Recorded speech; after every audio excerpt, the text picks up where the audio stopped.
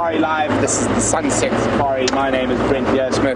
We have the very strange Andrew Francis on camera, and on the other vehicle is James Henry and Tebs, and in front of the control we have Nicky and Lou. It is a scorching day out here in the low part of South Africa. I have heard a rumor that my favorite animal, the wild dog, might be in this vicinity, so I'm checking our eastern boundary. If there's even a sniff of a hope that we can see some wild dogs, I will be in the area. And it is 35 degrees centigrade, 104 Fahrenheit. So steamy. Hopefully we'll find some eddies moving between the water points. And I know Tingana's tracks are still in the area to the south and west, and we'll definitely be following up there when it's a bit cooler. You can see we're marching down the northern boundary, looking for tracks. Unfortunately, none so far. And if you are wondering about, I've pondered about this wonderful African bush veld that we call home, send us a question on questions at WildEarth.tv if you're into email, and if you're a bit more technologically advanced, use the hashtag Safari Live on Twitter.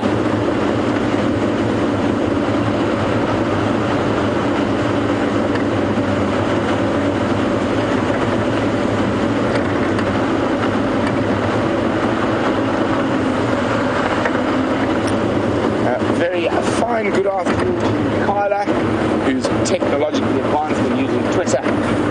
Kyla would like to know if Quarantine was around, did we find him on the Sunrise Safari? Alas, dear Kyla, he ventured east across our boundary, so he's not around. Hopefully he'll be back for a visit in the not too distant future.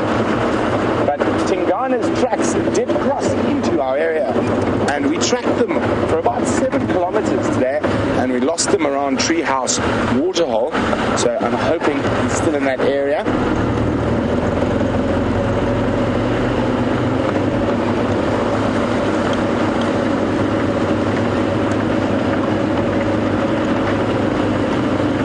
I'm going to continue to check the northern boundary for the slightest chance of the African wild dog or painted wolf. And while we do that, let us go to the colourful James Henry so he can bid you a good afternoon.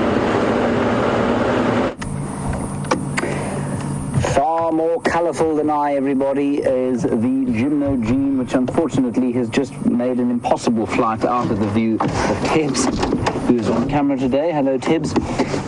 Tibbs, give us a thumb. Show us who you are. There we go. There's Tibbs' thumb. So there's a Gymnogene flying just above us here, and I unfortunately threw Tibbs under the bus there. It was an almost impossible shot to get. My name is James Henry, and we are driving along here in the blinding heat of the low-veld midsummer.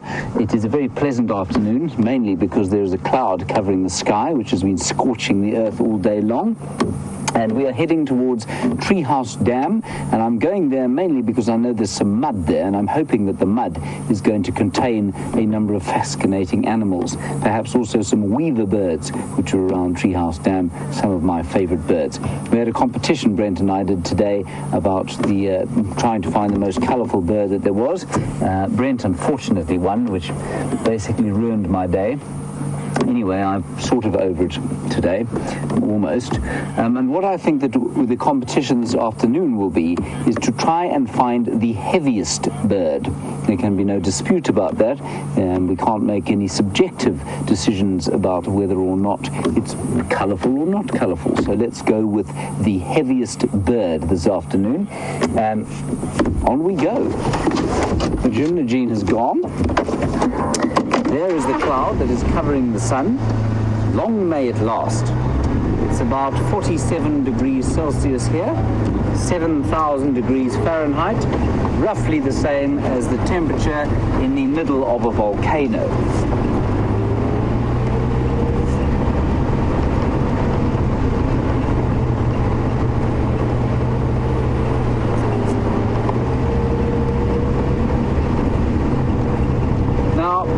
I believe just before you went live, you saw people working on the pan that used to be called Peter's Pan. And Sharon, you're wondering where on earth Peter is. The so-named hippo from the pan there?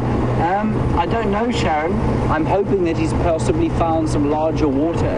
I know that they are doing some hippo capture at Buffels Hook.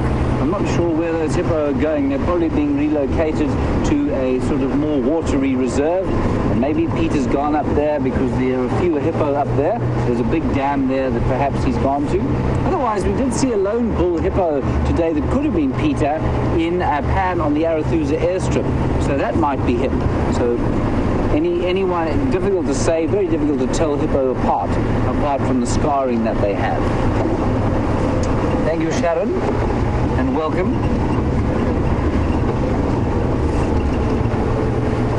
And Heidi, you think Peter might be doing his Christmas shopping? Well, if he is, I hope he's buying me something. Tabs, what do you want from Christmas from Peter? A big pond. Right.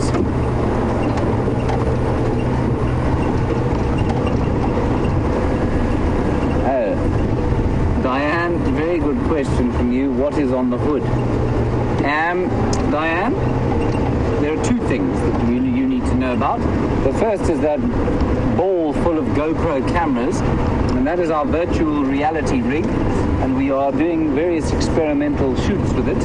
We're trying to get an idea. I don't know if you've ever used a virtual reality set of glasses before, but basically it's a 360-degree view of the bush. That's some very clever computer program, and indeed a very clever Russian that works with us, puts together, stitches it together, and it basically gives you the experience of a 360-degree view.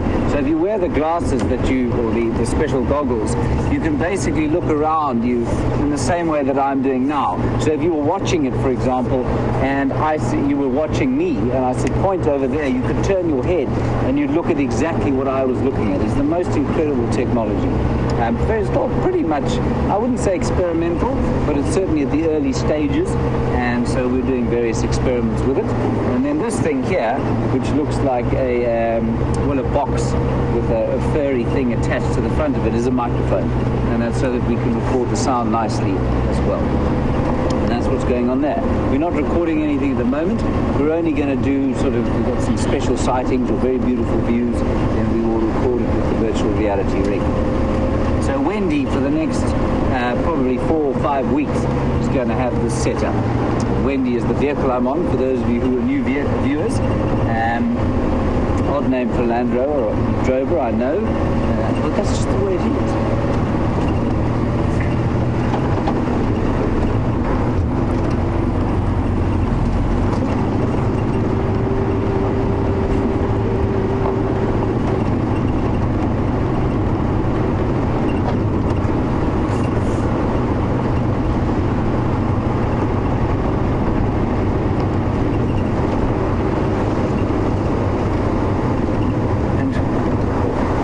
Driving along here, and it is so beastly hot. Smart Redhead, another spectacular Twitter handle. You want to know how many gallons of sunscreen we go through every day. Tebs, I know you go through a few. 4 or 5 gallons, perhaps. Now, I don't use that much. Normally, we'll put a little bit on before we drive now, and then if we do any exercise in the middle of the day, we'll put on some sunscreen. But you know, the sun now, it's 4 o'clock, and it's sort of shifted to an angle that it doesn't burn too much now. So in all seriousness, it's not an enormous amount. It's mainly because we're not out in the heat of the day. We're back home by 8 o'clock in the morning while it's hot, while it's coolish. And then we kind of take shelter under the shade, just like the animals out here do.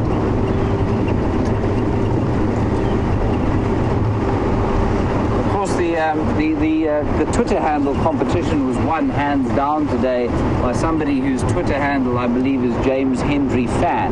Now, that, of course, is the ultimate Twitter handle in the world. So all the other Twitter handles will now have to compete for second place. Smart Redhead, you come close. What did we have? The other classic today out of Florida was Bubba Rednecks. That was another classic.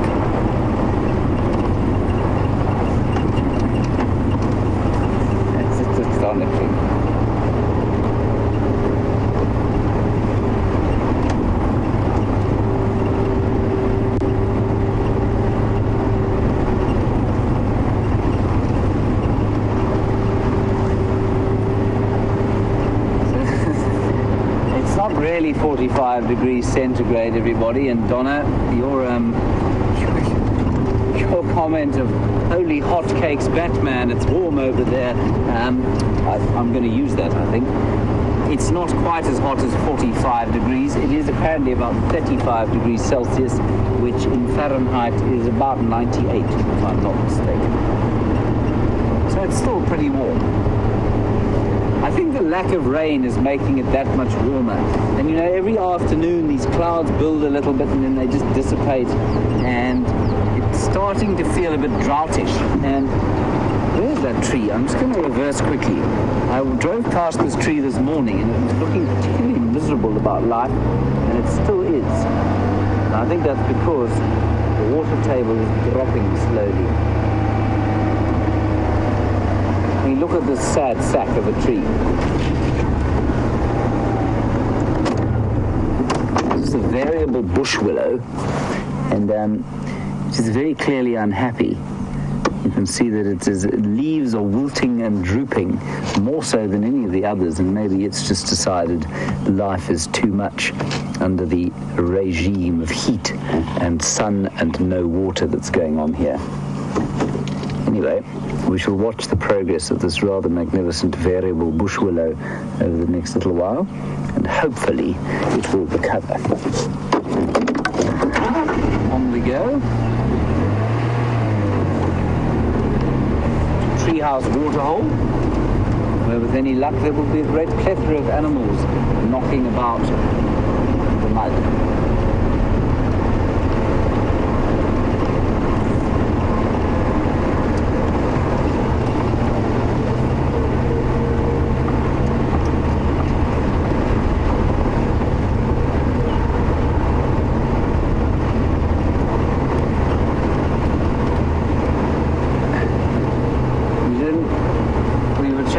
Gallons of sunscreen just now, and Lynn, you want to know how many gallons of gas we go through?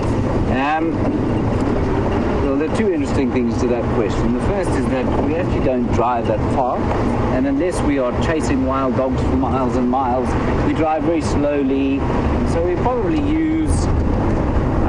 probably put in 20 litres every 2 days or so. 20 litres is 4 gallons every 2 days, so 20 litres every 2 or 3 days. So that's not too much. These are pretty thirsty cars, but that's not too much at all. What do I spy in front of us there? The other interesting thing about that, Lynn, of course, is that we don't talk about gas here. We talk about petrol.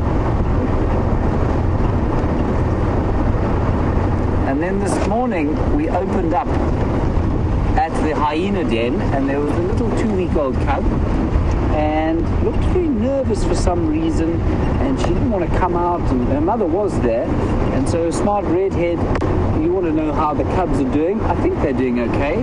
I'm hoping to go back there a little bit later this afternoon. I'm sure one of Brent or I will go back, and we'll see what's going on there. In the meantime, let's go and catch up with Brent and see what he's doing. I will see you at Treehouse Dam just now. So alas, no tracks on the boundary. It means there must be a way to the north. And because it's so hot and dry,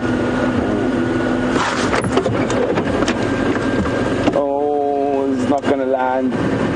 The butterfly, one we have seen, but is highly mobile in a southeasterly direction. Unfortunately, it has escaped. Was the joker. And who can remind me, how many butterfly species are we on now? I think we should be over 10. Has anyone been keeping a list? If you have, remind me how many butterfly species we're on, and you can send that through to questions@wildearth.tv or use the hashtag Safari Live on Twitter.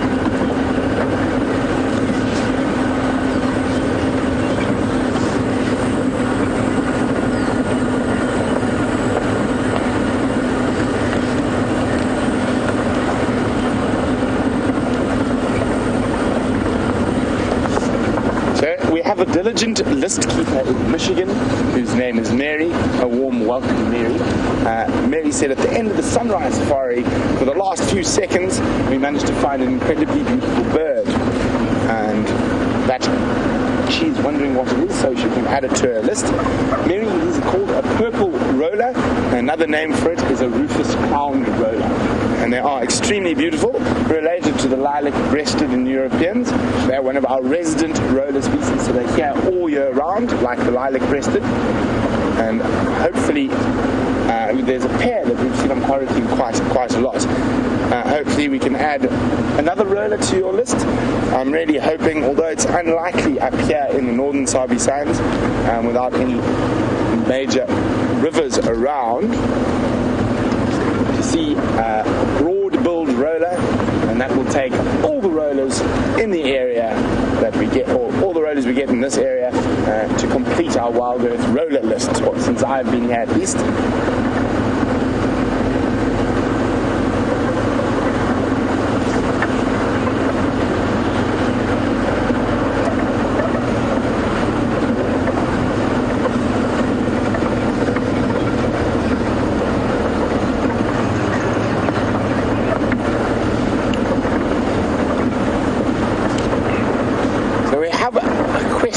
From the land or the town of some very great musicians, Memphis in Tennessee, and it's from Kathy Ward. And she said she heard I grew up on a game reserve. How old was I when I guided my first safari? Well, legally speaking, Kathy, I was 18, but there may have been 1 or 2 before I was of legal age. So 18 minus 2 would be the correct answer. But before then, I used to work as a tracker, and as you've seen some of the other game drive vehicles have that seat on the front. I spent many a school holiday working for my dad on the tracker's seat, following all sorts of beasties around the bush. Very, very, very lucky upbringing I had. I'm very fortunate that my parents are quite adventurous and love the bush.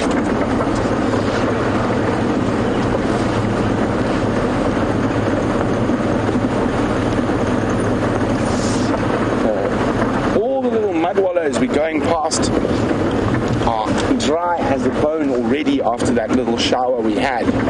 And you can imagine water is such an important thing from a person's point of view. Animals have a fair bit more stamina than us, and it was one of the greatest sort of challenges for the early explorers.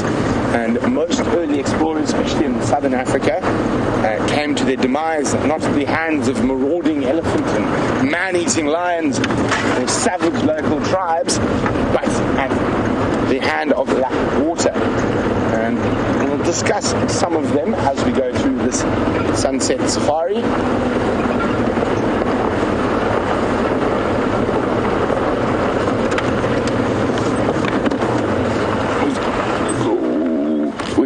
Oh no, they've flown away, but they were little scimitar bulls. But James Henry has got a very large beastie to share you, so we'll chat about the explorers a little later. Right, there is an elephant, if you can believe it, disappearing through the bush there, and it never ceases to amaze me how such an enormous animal is able to hide with such ease and move with such incredible silence. All right, 2 young bulls. There's one also off to our left-hand side over there. You might just be able to see him walking through the bush, and they were at Treehouse Dam, covering themselves in a bit of mud, and they're now moving off through the woodland, having a bit of a graze. So we'll try and keep up with them. They are young bulls, so they do seem to be a little bit nervous of the vehicle. That's why I'm keeping my distance for now, try and gain a bit of trust, and then with any luck they will just get on with life and ignore us completely. Here you can see young bulls, probably, I'd say only about 18 years old, maybe 20, but probably not quite yet. Right, let's move forward.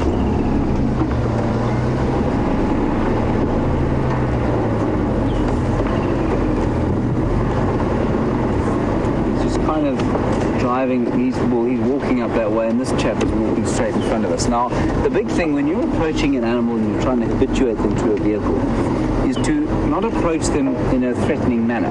Now that doesn't mean that you don't just drive at them at a great speed.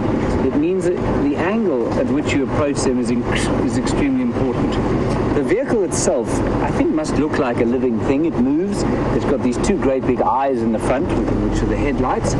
And I don't think they even, well, I've no doubt they can see us on the back of the vehicle. I don't think they pay great attention to us when we're sitting on the car. And so the big thing with being on the vehicle is to approach it at sort of a oblique angle, so sideways, so they never feel like you're actually driving straight at them. And that's if you're trying to habituate an animal. The one in front of us is definitely not very comfortable with us.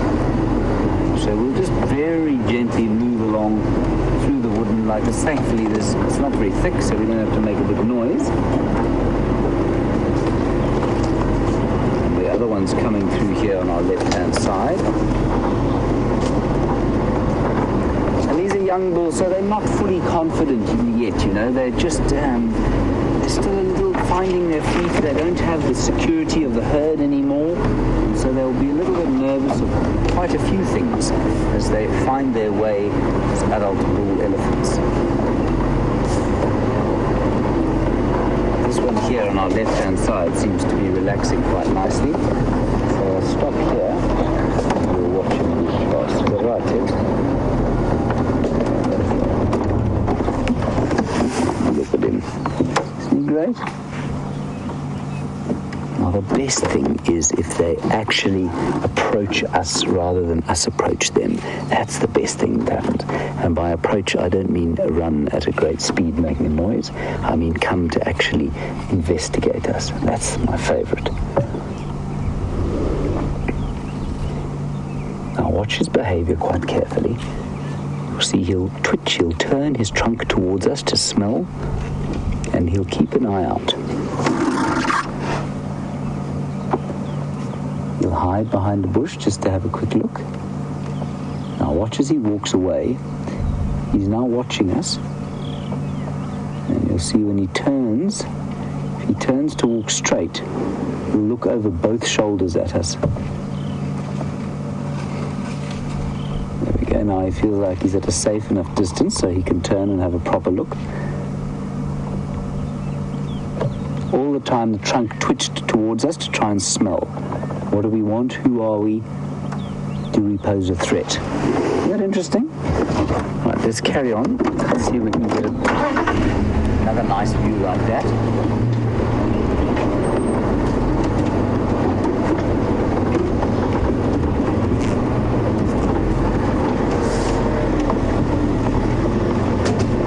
Now, we were chatting a little bit earlier about Wendy, this vehicle, and Renostas on Twitter. You want to know what happened to the third vehicle called Rusty. Rusty went through a very traumatic stage.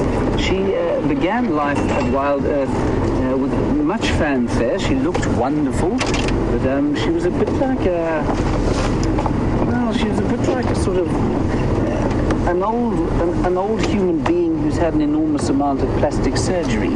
Looks okay from far, but once you get under the hood and under the skin, there's a deeply aging and rusty foulness, and that is basically what Rusty is. Rusty is a great foulness on the land, and we eventually, after great expense, managed to make her run, and so she is running at the moment, but we're not using her because she's mainly the drone vehicle. She is about as reliable. Oh, here we go. Hello, fella. Look at that, isn't that wonderful?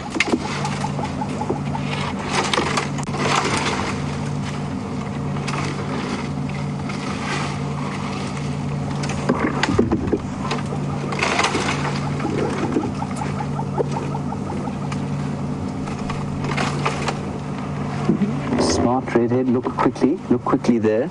You want to know where the entrance to the ear is? That's it there. Tebs is right on the ear there. It's not behind the flap, it's in front. It's exactly like a human ear. So it's in front. Remember, if it was behind, it would be a fairly pointless appendage because, well, they wouldn't get much sound in from those flaps. So I'll try and get another look, but if you look carefully at the ear, you can see the opening very clearly.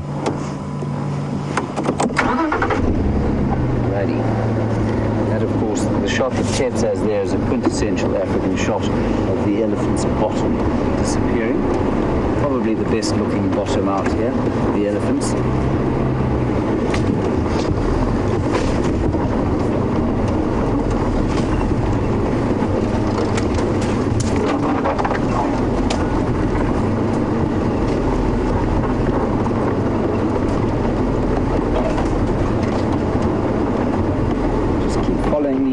Gently along here. If you would have headed in a dead straight line from here, you would eventually reach the Juma Dam, and I wonder if they're not going to perhaps have a drink there.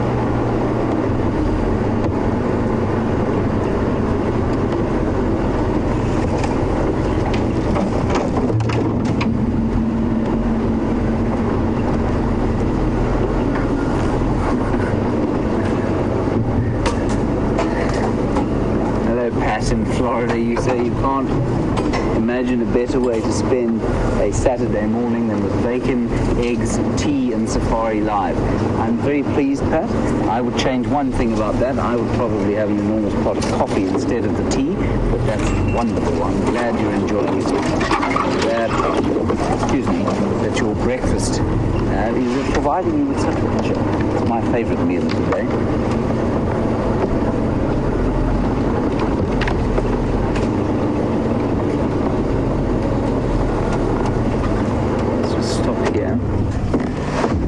Smart redhead. Have a look now at the ears. Ted gets in there. I mean, it is hidden by the trees, but there you can see that dark shadow on the front of the ear. There you can see it. That's the entrance to the ear right there. Now, everybody, if you don't mind, what I'm going to do is switch on this camera.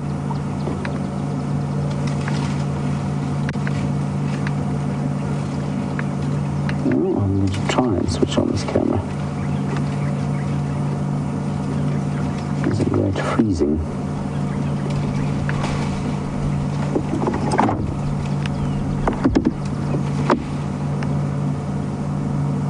Oh dear. Anyway, you enjoy. He's eating. Ah, there we go.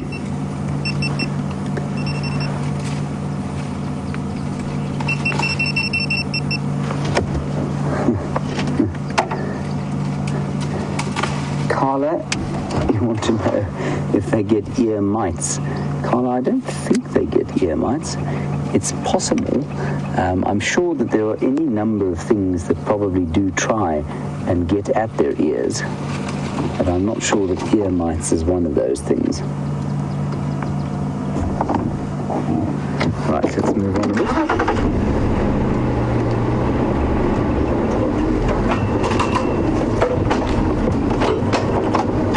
Rough in here now, so we're going to move a bit more gently through here. I don't, like I say, want to break the trust that we managed to build.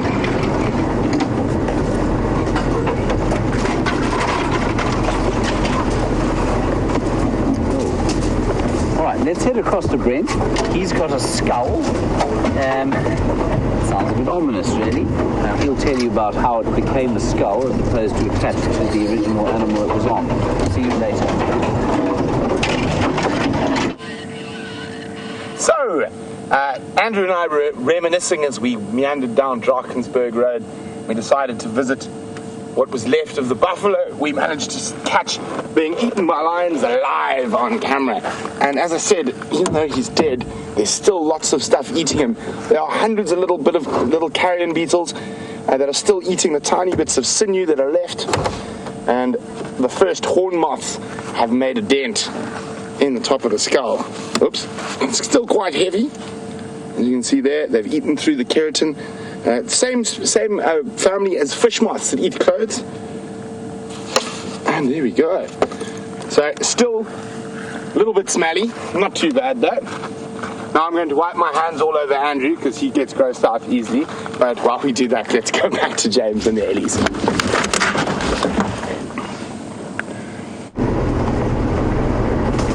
was a very quick skull discussion. The elephants are just moving past the old hyena den here, and I say old, I mean it's relatively recently used. Let's just watch your head here. Watch your head here, everybody. Tibbs will move it over your head. There we go. Don't spill your tea there in Florida.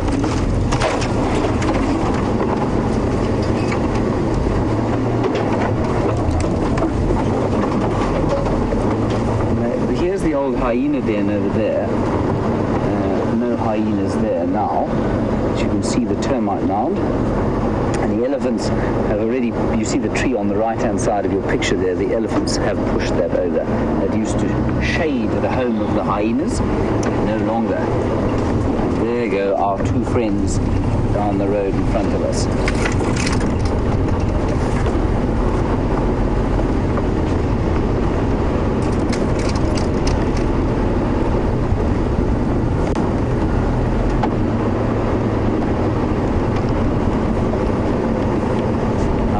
Now, moving on from the ears, or a little bit forward from the ears, Billy in Texas, you want to know about that fluid that seems to come out of just in front of the ears. They're now chasing each other. The one behind is giving the one in front a bit of a hard time.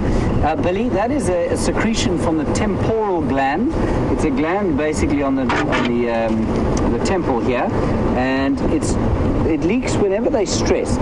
So if they're stressed about heat, if they're being chased around by bulls, if they're thirsty, then that gland will start to stream.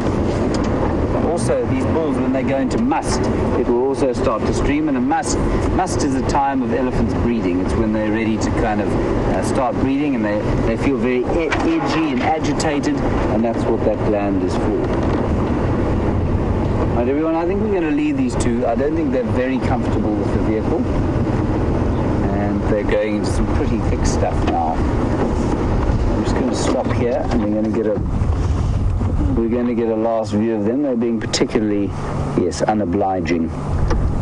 Although one is about to pop out on the road. Let's just roll forward slowly. There we go. I see you.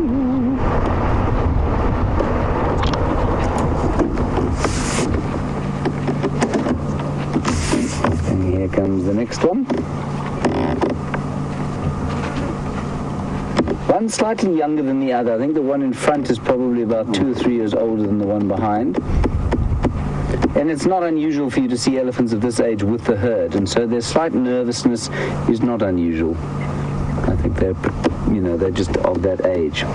Right, we're going to head down here. We're going to send you back to Brent for a bit of an update, and I'll keep you posted on anything else that we find. See you later. So we are back in the beastly hot South African Lowveld today, and in an area that seems to be devoid of anything with a heartbeat. That's why I had to show you a skull, and hopefully we will find something that is not retired permanently. It's even a bit hot for the butterflies, so hopefully as the temperature cools a little bit, some of the more interesting bugs will come out, some butterflies.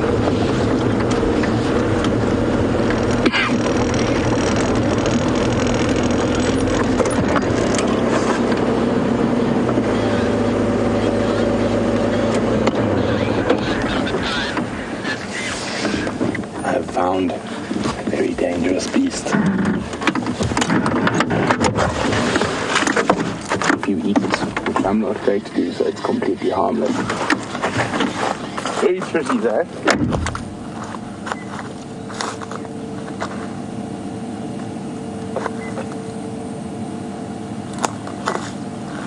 Okay, hopefully he doesn't jump too quickly. Let him calm down.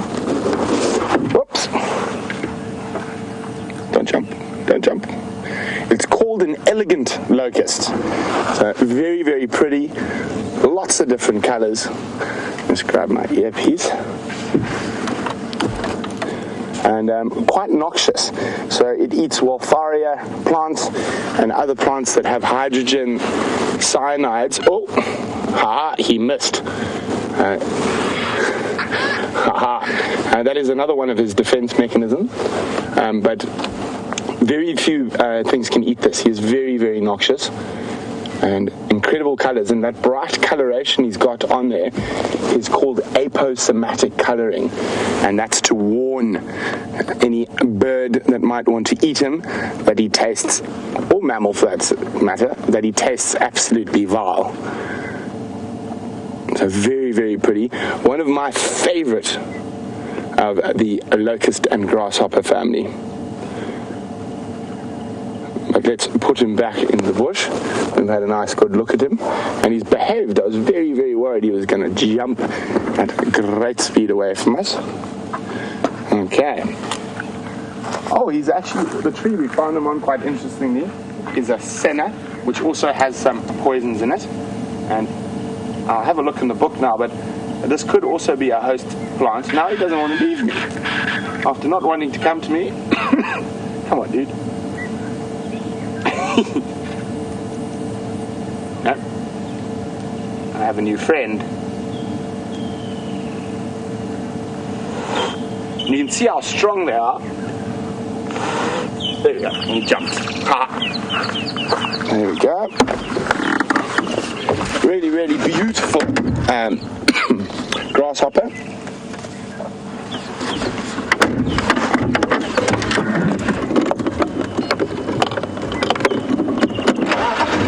Just as I said, oh, giraffe.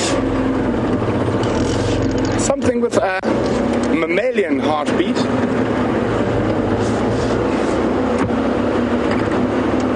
It's like a bull giraffe.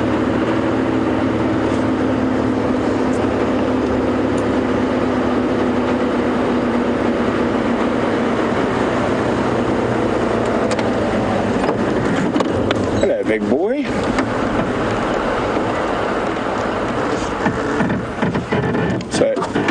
I can see from a distance that it's a male, quite a bit bigger than the females, also a very distinctly shaped head.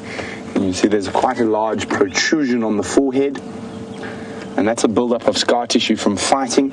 Also the ossicones, which is another name for a giraffe's horns, don't have any hair tufts on the top, and that's also from fighting. He has a scratchy face though, or an itchy face, which he is using that red bush willow. Oh, it's actually an ear. He's probably trying to get some ticks out from behind his ear. See how he's got that branch right behind his ear? And he's trying to remove. Oh, there we go. That is the wonderful thing about this little camera, is that super zoom. And we can also see it looks like a piece of his ear is missing. And that is more than likely. It almost looks like a bite, but that would be unusual. It's more than likely from insects that have been chewing on it. Oh, that looks quite good. Maybe I should get a bush willow stick to scratch behind my ears.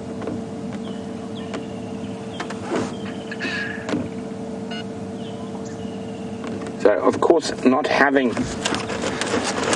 opposable thumbs and hands, a lot of animals have to utilize whatever they can to scratch. An incredibly massive beast. And I wonder if anyone out there could tell me how heavy a giraffe is. So if you know how heavy a giraffe is, you can send your answers through to questions@wildearth.tv or use the hashtag Safari Live on Twitter.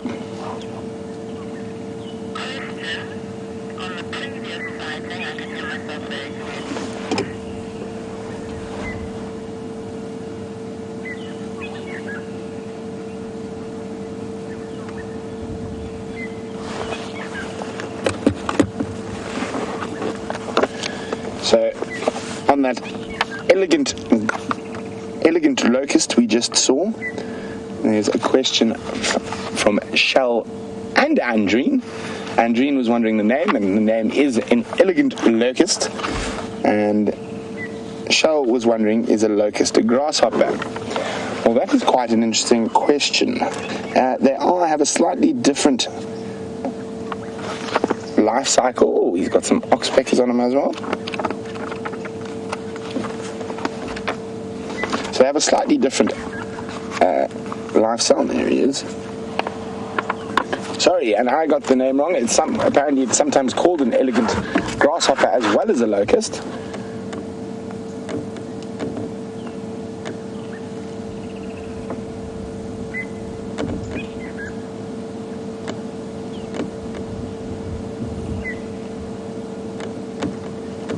And even though it's called a grasshopper in this book, it is a locust. So locusts skip a phase in the sort of life cycle, and they have a nymph stage that crystallizates through to an adult stage. So they've got one less stage in their life cycle than the grasshoppers. And now he's moved on from a red bush willow to a large fruited bush willow.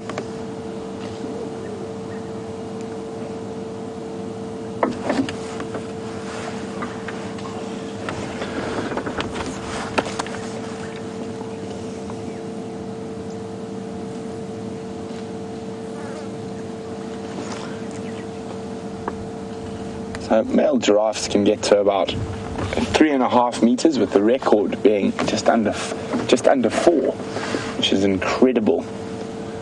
I would say this guy's a solid 3.2 at least.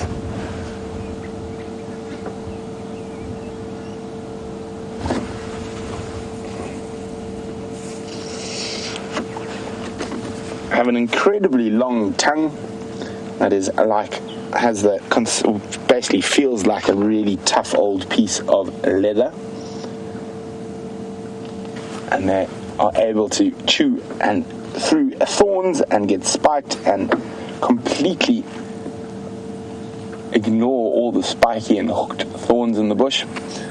So incredible adaptation.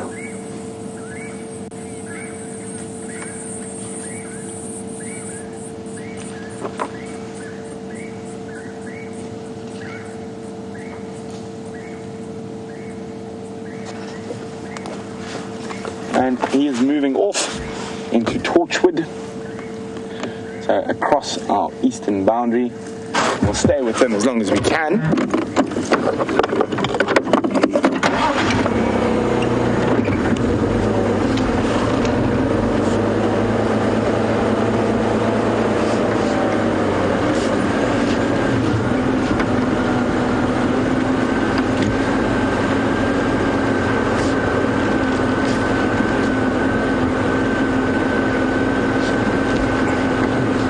See why they got the name giraffe from the Arabic zarafa, the one who walks swiftly. I'm going to have to reverse much faster to keep up with them.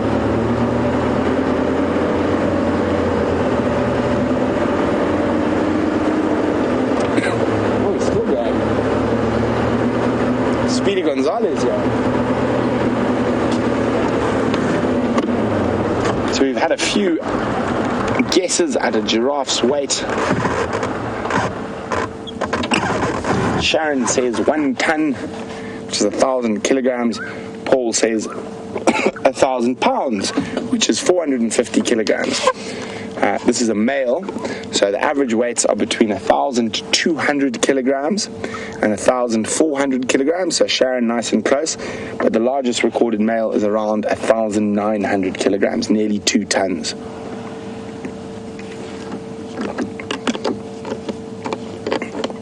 He's found a good spot to scratch his face. There we go. We're trying to get behind the ear again.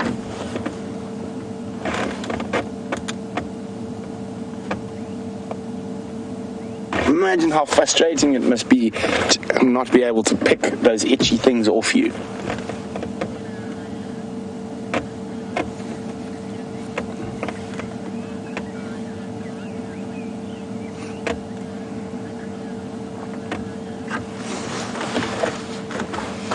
Look at them scratching, and while we're this close up there, we've got a question from AJ, who's 6 years old in Ohio, and I'm sure AJ just heard me talk about the giraffe and thorns, and he's wondering, don't they ever poke their eye out?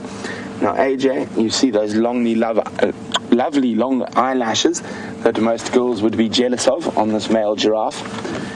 Those are there to protect, so the eyelashes will feel or they'll touch a thorn and they'll know when to close their eyes. Because remember, their skin is much thicker and stronger than ours. He's listening to your question, AJ. Enough of a scratch. Time to move on.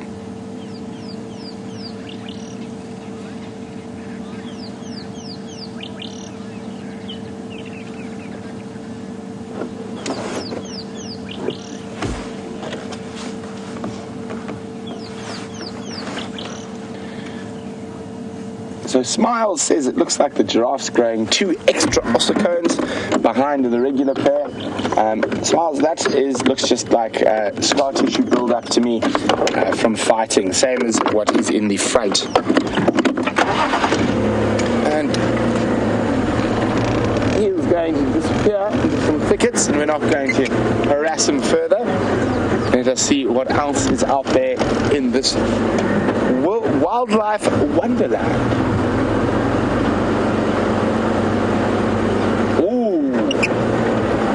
We've got a really, really interesting bird coming up here.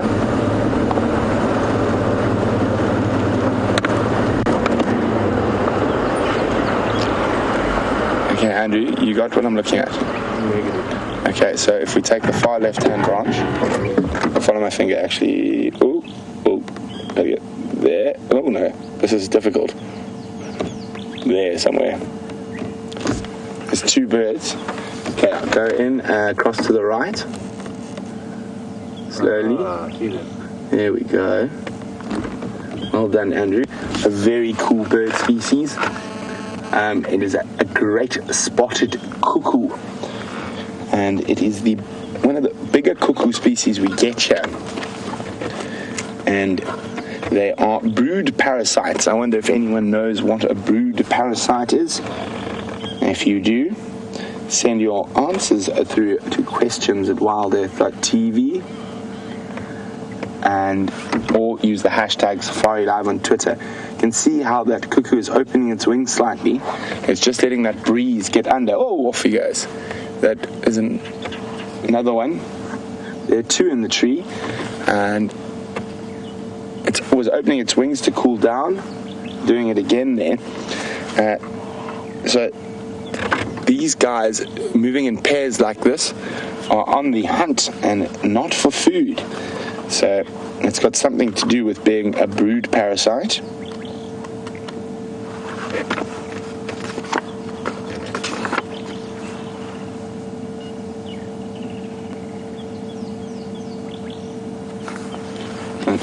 It's not giving us the best view.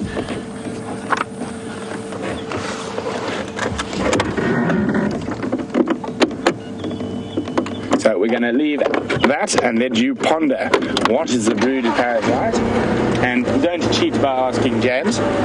And we're going to go see what James has got. He's got some vampiric birds. Right, everybody, there are 2 remarkable things about this buffalo. Firstly, he has an enormous wound that the oxpeckers, you can see, beautiful. He's actually been so confiding. He's only about 3 feet from the front of the vehicle. He's got an enormous wound on his shoulder that those oxpeckers are eating out of. I don't know, well, 2 of them were.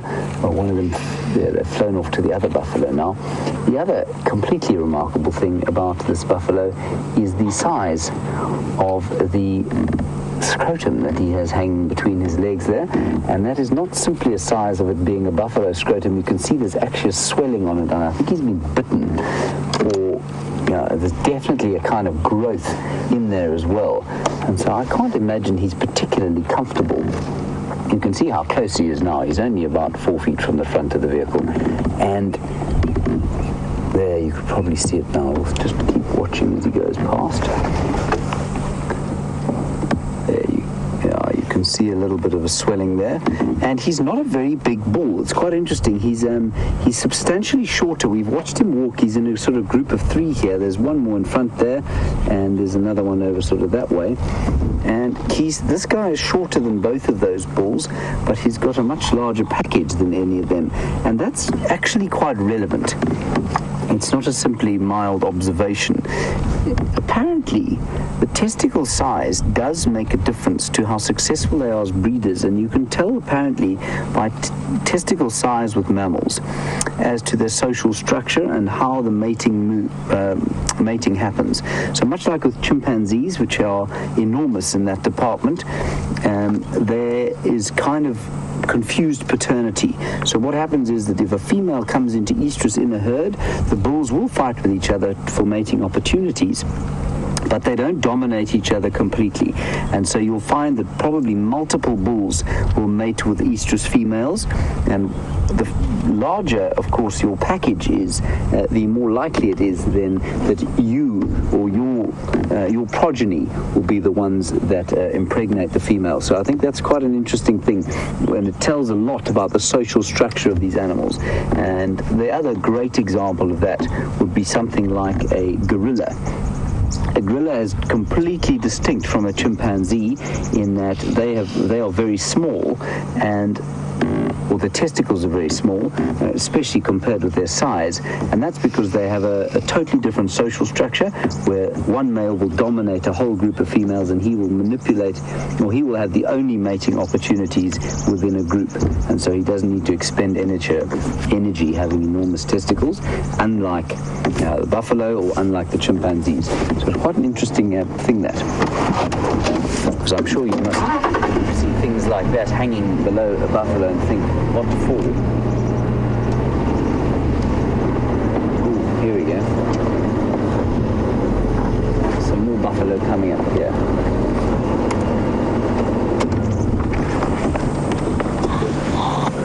Oh, sorry, Maggie. Yes, I forgot to answer your question this morning, Maggie. I'm very sorry about that. I know I did begin it and then we got sidetracked. And your question was, do any of the horned animals that fight get stuck together?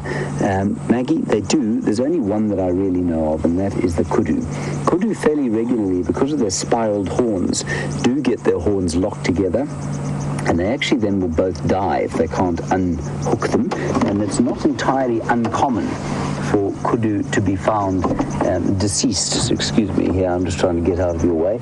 It's not entirely unusual to find kudu deceased together with their horns interlocked. So that absolutely does happen, Maggie, but not with buffalo. We watched some buffalo having a fight today, but you can see how their horns are, well, I mean, they're just not going to get intertwined. They're not designed that way.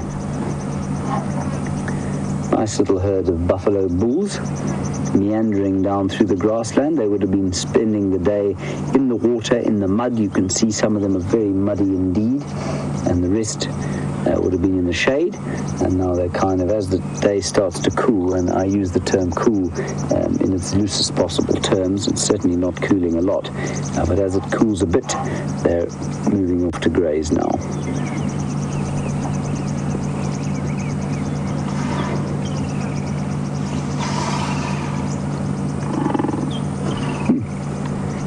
And Larry, that wound, I'm going to try and get you another view of that wound. Larry, you say it is a bad wound. It is a bad wound, and it's, I mean, those oxpeckers, which are known as tick-eating birds, will keep a wound like that open. And they'll keep it open because it supplies them with blood. Oxpeckers don't eat ticks because they like ticks, they eat ticks because they like blood. And ticks, of course, are blood suckers, so that's why the oxpeckers eat them. So while the relationship that they have with buffalo is largely symbiotic, when they have a wound like this one has, and you can see there are 4 oxpeckers now fighting over being able to eat from the wound, when they have a wound like that, the oxpeckers can be a bit of a hindrance.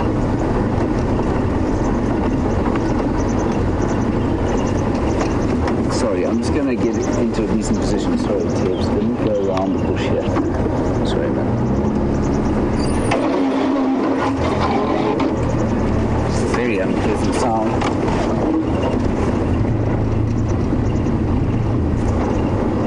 There we go.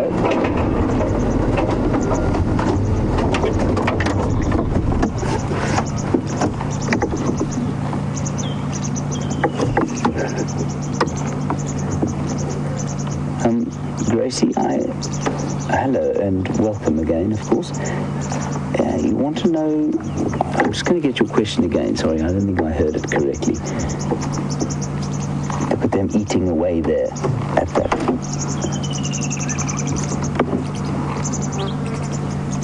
Oh, I see, Gracie. You want to know if that sack hanging between the legs is going to fall off because it's been bitten and it's swollen. No, Gracie, I don't think it's going to fall off, but it might cause an infection in the rest of the buffalo, and well, that could make the buffalo very sick. So it'll be interesting to see what happens with him. As will this big injury on his shoulder, Grace. If you look at it now, you can see it's very messy. And while I suppose the oxpeckers do help a little bit in that they keep it clean, but eventually it's going to be a bit of a problem. It does look like it's healing from the inside, though. If you look in the middle of that thing, you can see it kind of solidifying in the middle of the wound, and I think it will eventually heal. I'm not actually sure for definite whether oxpeckers do make wounds like this worse, or if the cleaning effect that they have on them actually helps. Isn't it a wonderful shot of those oxpeckers with their beaks open like that? That's an indication of how hot it is. They're doing what we call goulart flutter. They're floating their throats up and down, and it's just like panting.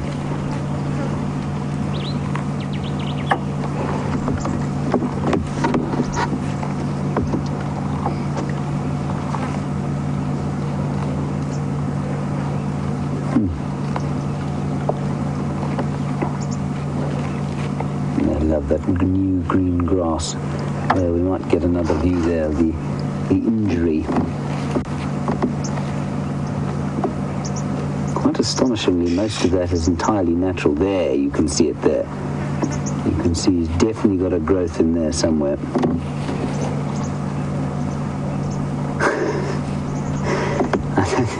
I don't think we want to spend too much time on that view.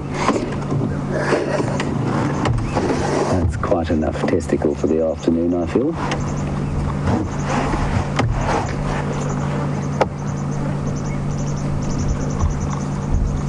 And, well, I mean, the other interesting thing is that you will hear people tell you that these bulls don't live together or don't live in the herd because basically they are too old and decrepit to fight for mating opportunities. And I'm becoming less and less a fan of that particular school of thought.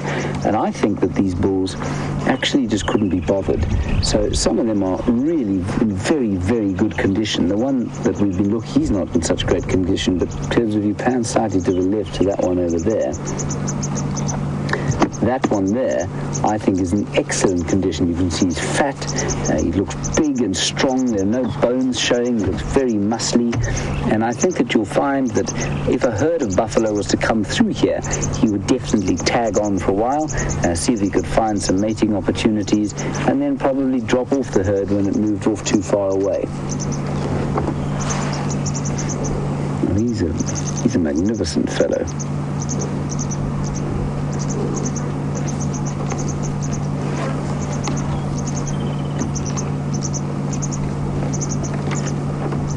I think I did lose the final control briefly. I've got them back now.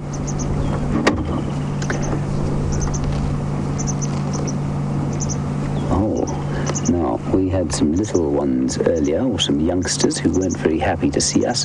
Hopefully Brent's example is going to be more happy to see him. We will see you in just a little while. So we found an elephant bull. And he's moving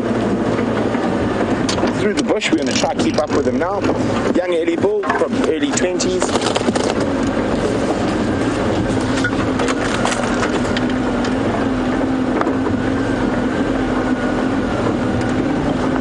See his bottom disappearing there. It's about to move on to that nice open area in front of the very dry twin pans.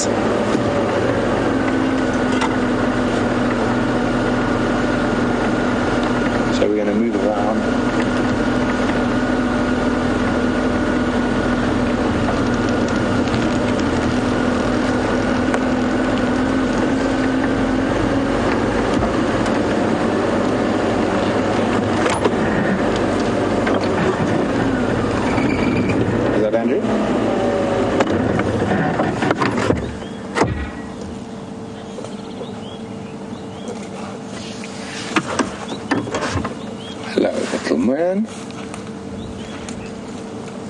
we call him little, but he probably still weighs a couple of tons. Probably good 3 or 4 tons already. And of course he decides to go directly behind us.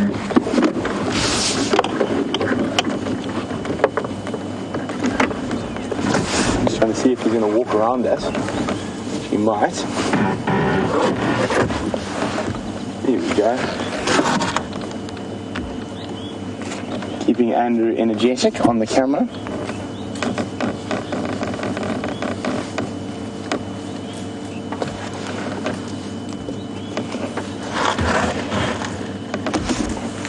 Andrew, of course, is upset with him because he's now on the wrong side of the line.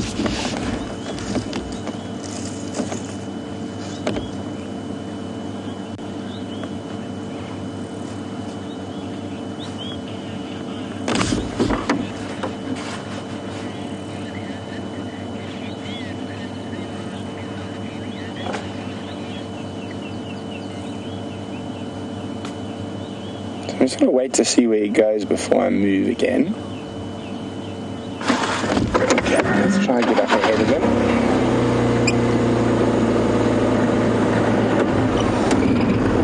He seems to be on a bit of a mission. Let's try. Ahead. So, young bull, semi-nomadic at this stage of his life. Sometimes hangs on the edges or the peripheries of breeding herds. But can be a little bit too boisterous, and the females quite often chase them away.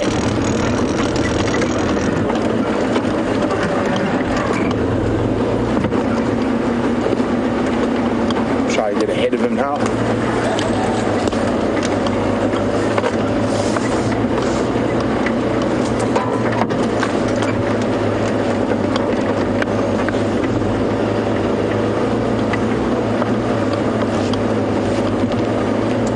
So while we're getting in position opposite this branch in my face. Oh, excuse me. So, while we look at this wonderful young Ellie, Jarrett, who's watching on YouTube and is a new viewer, would like to know where specifically in Africa this is being filmed. Jarrett, it is being filmed live, so you're seeing this at the exact same time as me, in the Sabi Sands Private Game Reserve on the border of the Kruger National Park in South Africa, and we have an elephant bull less than 4 foot from the front of our vehicle and walking past us. Here he is, and he's eating lots of little grass and herbs as he moves along. Hey, look at him plucking that grass as he goes. So Jared, and in more particularly, we are at the moment on Juma Private Game Reserve. We operate on Juma and Arathusa Private Game Reserves in the northern Sabi Sands. These reserves are unfenced to Kruger, and we are in an area that is about 8.5 million acres of unfenced African wilderness where the animals can roam where they choose. Andrew, how can I go back there?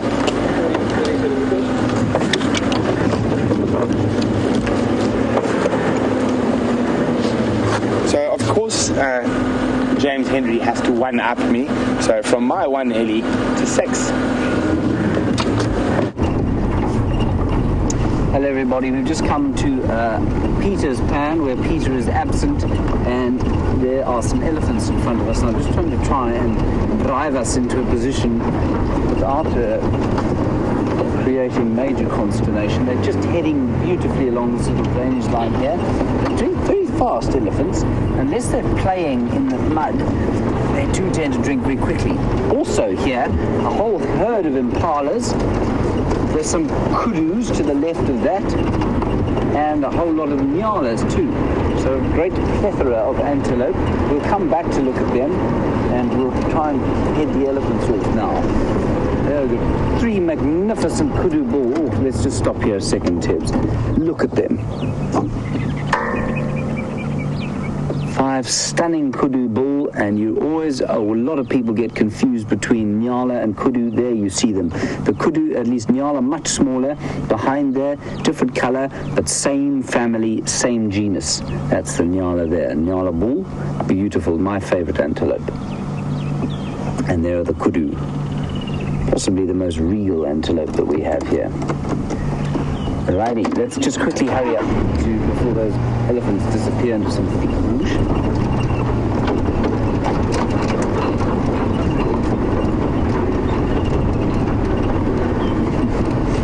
Two Egyptian geese running off in front of the car.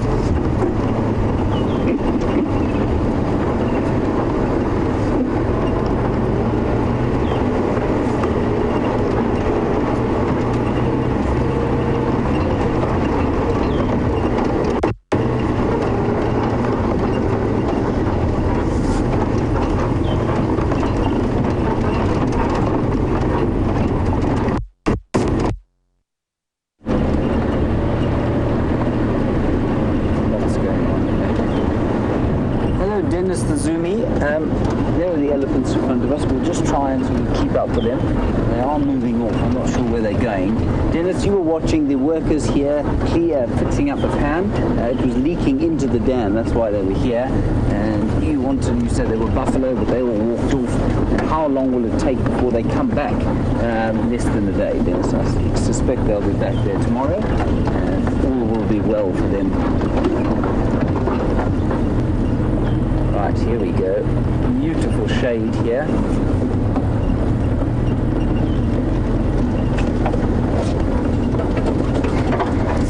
Hello, Rain.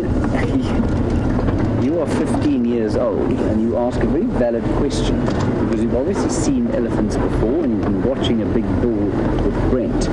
And having seen those buffalo, you want to know if elephants have testicles. Rain? All mammals, male mammals, have testicles, but in the case of elephants, I'm just going to stop here, let them get used to us for a second. In the case of elephants and rhino, Rain, and in fact I think hippo are the same, they're internal, so you don't see them, they don't hang outside the body like they do in most animals. So that's why it's actually quite difficult to tell a male elephant from a female elephant because the testicles are inside. Now, this one looks like a young male. The best way to tell, actually, when they're that age is to look between their front legs. If they're female, their mammary glands or their teeth will be slightly swollen, and if they're male, they won't be. You can just see a little bit of them there. But otherwise, it's very difficult to tell when they're not, when they're little.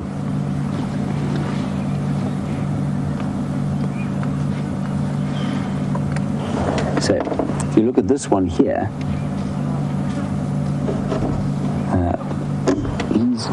I actually can't tell whether that's a male or a female.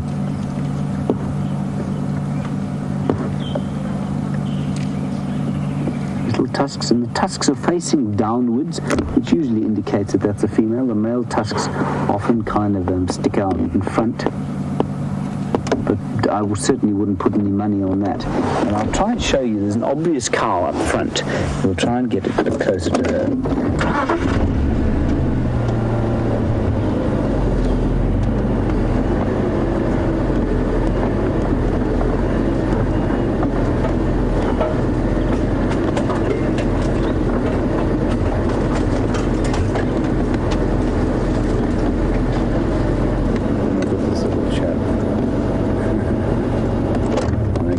Stop here because this chap's really so sweet. Riley, you're in Illinois. You're 13. Welcome. Lovely to have you on board with us. You say you saw a documentary where an elephant calf was attacked by lions, and it was they took most of its trunk, and you want to know what could it survive? How? Riley, they're amazingly adaptable elephants. There is a cow here that we see quite often. She's got sort of a third of her trunk missing. We're not sure how she lost it, and she survives. Yes, it's much more difficult for them to eat, like this one's eating here. You can see that as Tibbs is showing you. You can see how dexterous that trunk is. It is amazing how they use it to pick things up, tiny things. So if it was missing the trunk there, it wouldn't be able to pick grass as easily as this one is picking that grass, and so it would probably have to eat more leaves rather than picking grass like that. But if it could do that by just biting the trees, it would be able to use the top of its trunk to pull things off. And that cow that we see also uses her tusks in conjunction with her trunk quite a lot. Now, there's a big elephant there, Ted, that big elephant in front of us. Let's try and see if we can tell whether that's a bull or a cow. I'll tell you what I think just now. What you need to look out for, males have got much more pronounced hollows to the back, so their spines aren't quite as straight. They've got rounder foreheads, their tusks stick out. And I think that one is unquestionably a bull. I don't know what he's doing with this group of females, but he has no swelling between his front legs. So he's an older bull than those two bulls we've seen, and maybe there's a female here who's coming into estrus, and maybe that's why he's hanging around here.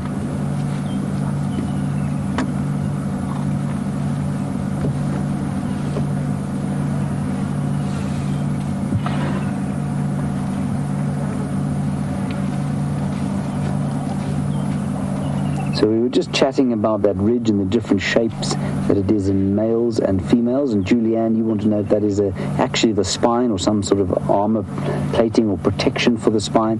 No, that is the spine that you can see there. That is the backbone.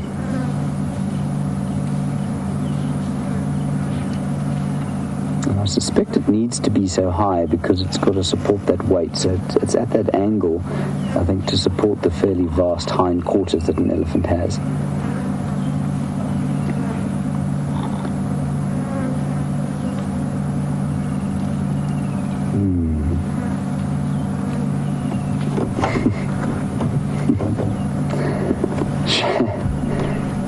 They're very wrinkly skinned of our elephants, of course.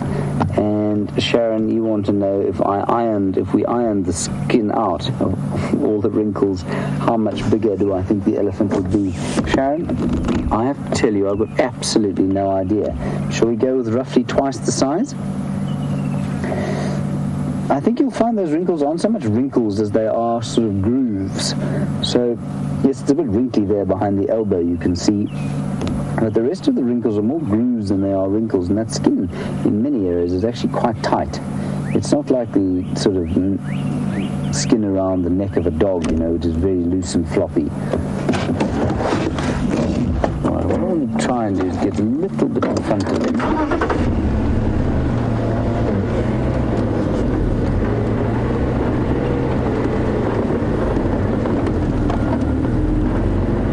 Relax, fella.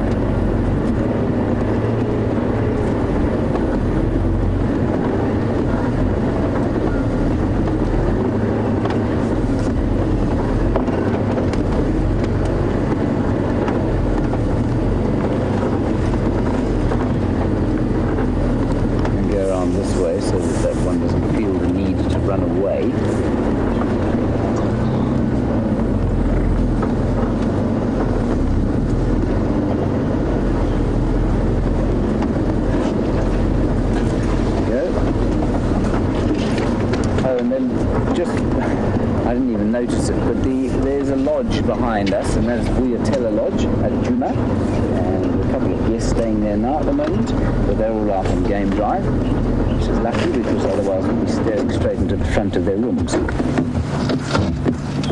Now that's definitely a young bull, roughly the same age as the other two we saw earlier today, and like I say, I mean, they would quite often be with a herd. And I think what they're probably going to do, and I'm guessing here, the easiest way to end up with egg on your face out here is to try and predict what animals are going to do.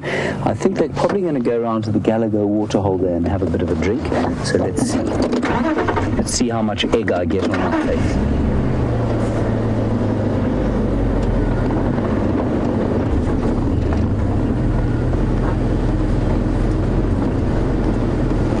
Donna, you're absolutely correct.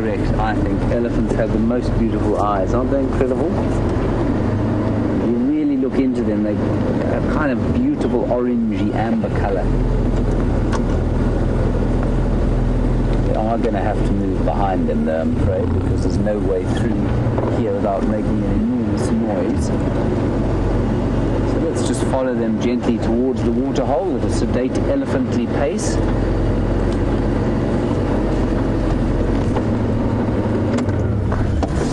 Look at this chap. Isn't he sweet? I think that's another male, another young bull. I think there's a cow in front there. I mean, I'll be astonished if these are all bulls.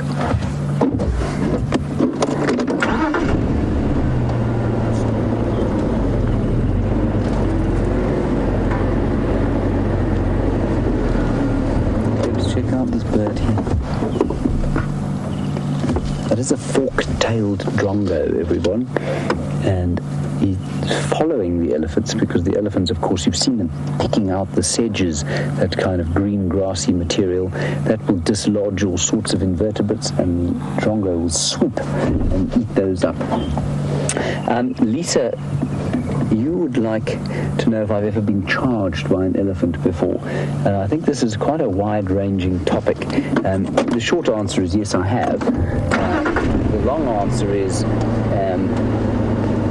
it's not usual, and if you are able to read an animal's behavior and you listen to the signs that they give you, it's unlikely to happen. It can happen. Definitely can happen. These are young animals. They are far more likely to just move away if they get irritated, and that's sort of what they are doing. And that's why I'm staying behind them quite carefully. If this was an enormous elephant bull and he was in must and he turned around and he shook his head at us like that, I wouldn't be moving nearly as close to them, because he's saying to me, I feel uncomfortable, back off or you're going to be in trouble. Normally an elephant, a buffalo, a lion, a leopard, anything will warn you. They'll show you if they're uncomfortable with their body language. And if you listen to that, you can avoid being charged. And that's why, I bang on about this just about every day. When people say, isn't this a dangerous place to work? It's potentially dangerous if you don't understand how the animals behave. Yes, of course, there can be accidents. There can be times when you don't read the animal's behavior correctly. But 9 times out of 10, if you're careful, you watch and you pay respect to the animals that you have here, the chances of being charged are very small indeed.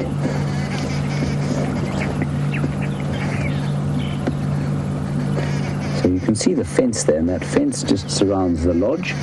And what it does is it sort of keeps out the predators. It keeps out hippo mainly, which is the most important thing to keep out of your camp. They can be the most potentially dangerous at night time.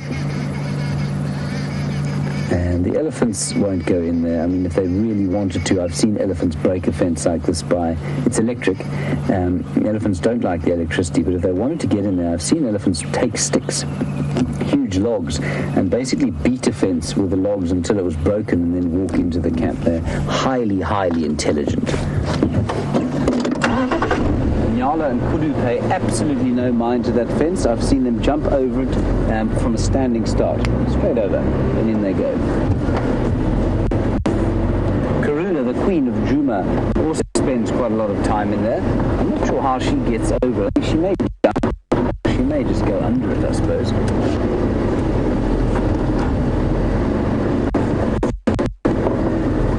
And apparently Scott has actually seen Karuna go underneath the fence.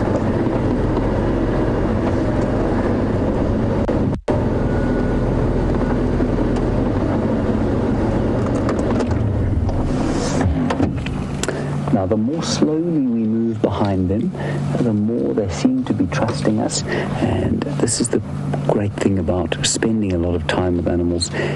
They will eventually start to trust. And the thing about the bush is that you really can't rush things. I know sometimes we rush around, we try and find things. It all just kind of happens, regardless of whether you're driving at 100 miles an hour or 10. these elephants will be very happy at the moment because they're eating grass. They would far rather be eating grass than tough leaves and branches, and that's why in summer they will feed almost exclusively on grass if there's sufficient rain. There hasn't been yet, and so they are in drainage line areas. They're definitely mixed feeding at the moment, eating grass now, but they'll have to eat leaves still, because there just simply hasn't been enough rain yet to cause a proper flush of new grass.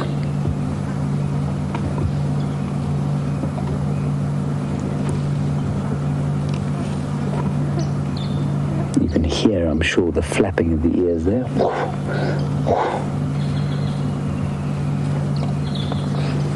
And that flapping is to try and keep them cool. It chases away the flies. And the big thing about that, Tibbs, if you can get in on the back side of the ear there. That back side of the ear, you can see it's got lots of veins in it.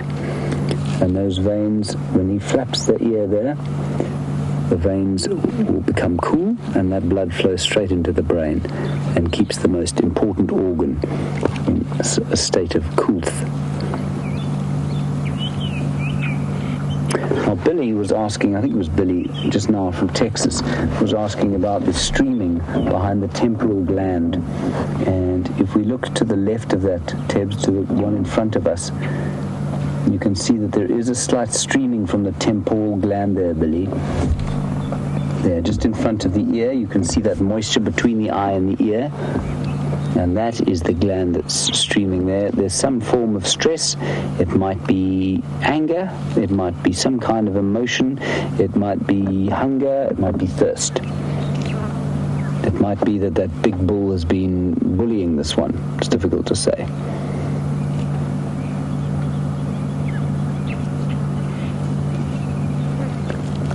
But all is peace. Otherwise, it's a wonderful, wonderfully peaceful afternoon.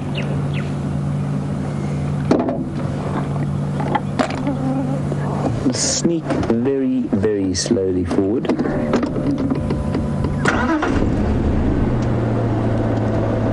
course, ideally, if we had an electric car that worked, we could just very easily ease our way in.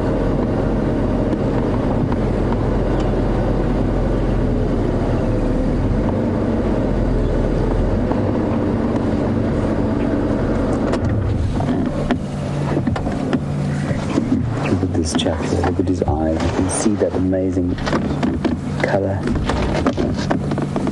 John, as we look at the eye there, you might just see that little tinge of orange if he opens it. John, you're in Norton Keynes. It sounds like a fascinating place to be. I don't know where that is in the world. It could be anywhere. No, it's in Staffordshire in England, apparently. Well, John, you want to know what happens to animals that are born blind out here? You'll find, John, that they unfortunately will die very quickly. So if an elephant was born blind, the herd would try and look after it for a little while, but eventually it would become too much of a hindrance and it would die. And the same goes for any other animal out here. The predators would eventually just pick it off. And in the case of an elephant, it just couldn't keep up with the herd.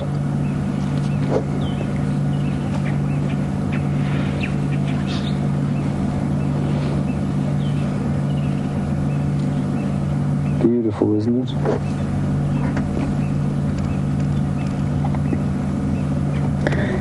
I see that we're going to quickly look across to Brent. He's being attacked by a number of inchworms.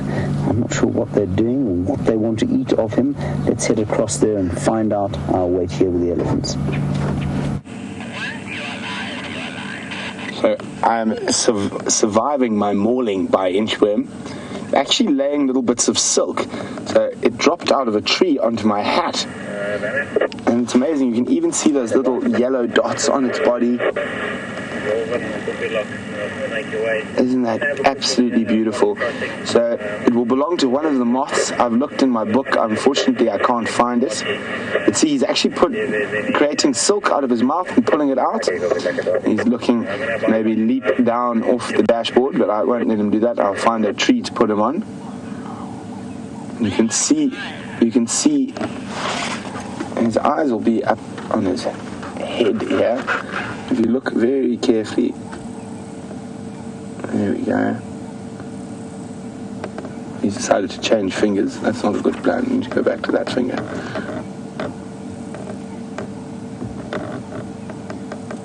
Come on. Up you get. Or not.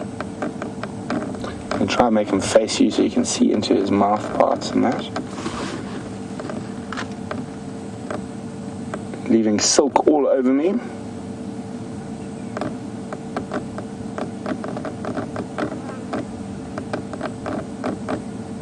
Incredibly beautiful little creature. Called an inchworm because it looks like they move almost an exact inch. Oh, wonderful camera work, Andrew.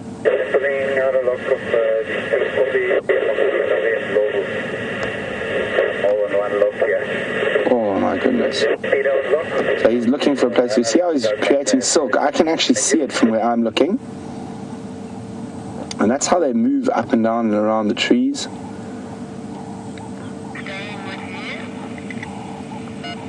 So there's that inch, and then, isn't that awesome?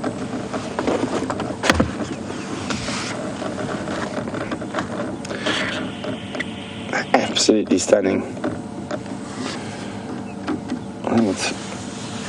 We've had such a good look at him, it's probably time to return him to his natural habitat, which is not my knuckles.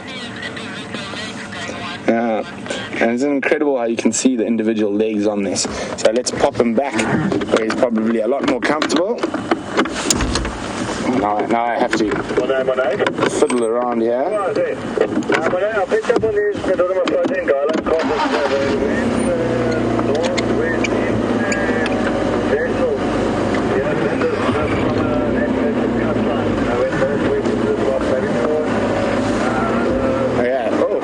He's making my driving skills a little bit more difficult. There we go. There's a quarry bush for you, sir.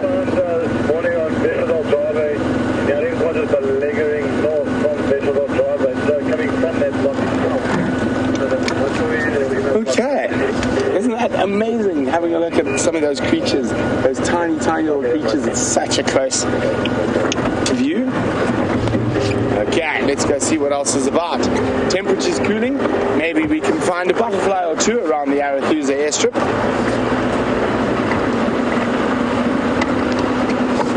Game drive radio on the side is very noisy.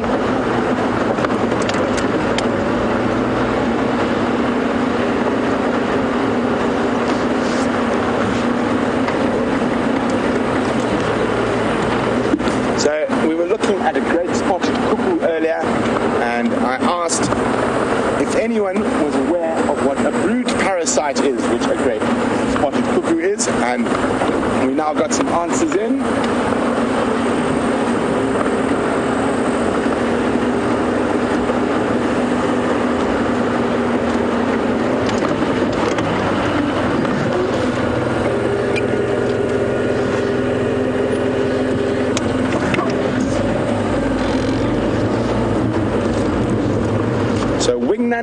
Donna and Green and Mary, very well done. A brood parasite, which a cuckoo is, it will kick the eggs of another species of bird out of its nest and then lay their egg in place. And what will happen is then the host species, in great spotted cuckoos, it's quite often Birchall starlings is one of their preferred host species.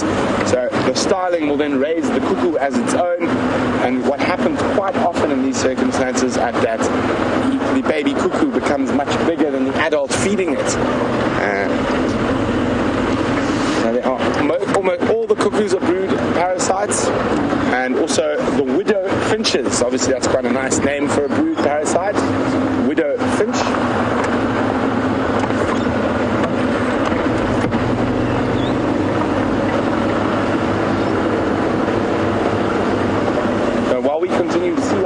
find in the far western regions of Arathusa Private Game Reserve.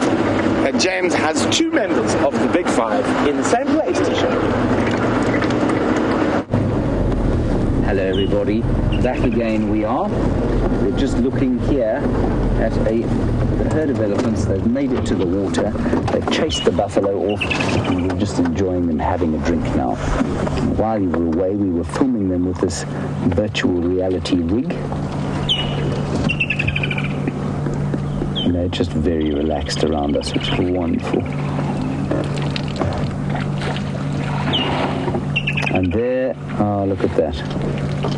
That there is the elephant that is missing the bottom third of her trunk. And you can see she's absolutely fine. She's in good condition, well as good a condition as any of the others. So she must have been with this herd the whole time, just walking off in front where we couldn't see her.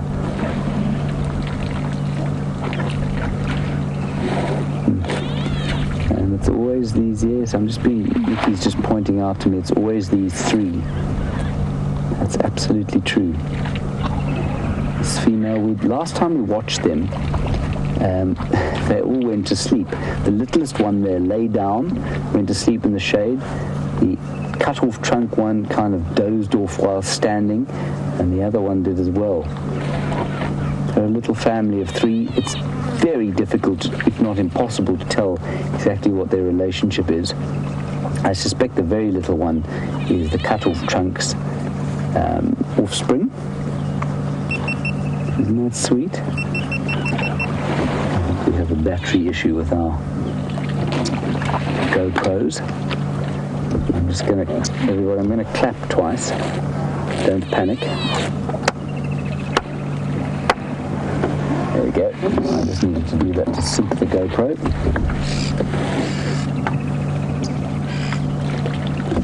So I'll try and keep it running for now.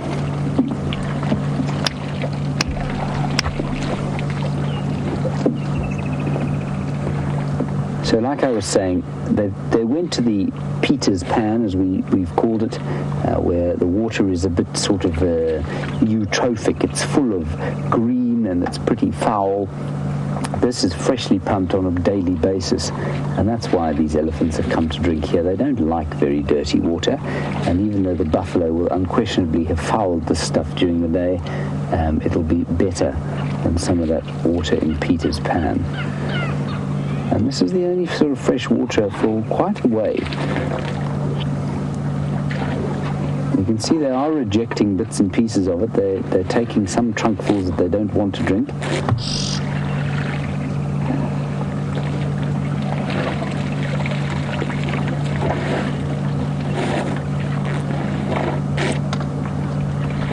Very beautiful. So peaceful to watch an elephant drink. Especially after a hot afternoon like we've had. And of course all around, there are the buffalo over there to the right. There we go. And even behind us, there are a whole lot of buffalo. They're looking a bit miffed that the elephants have chased them away.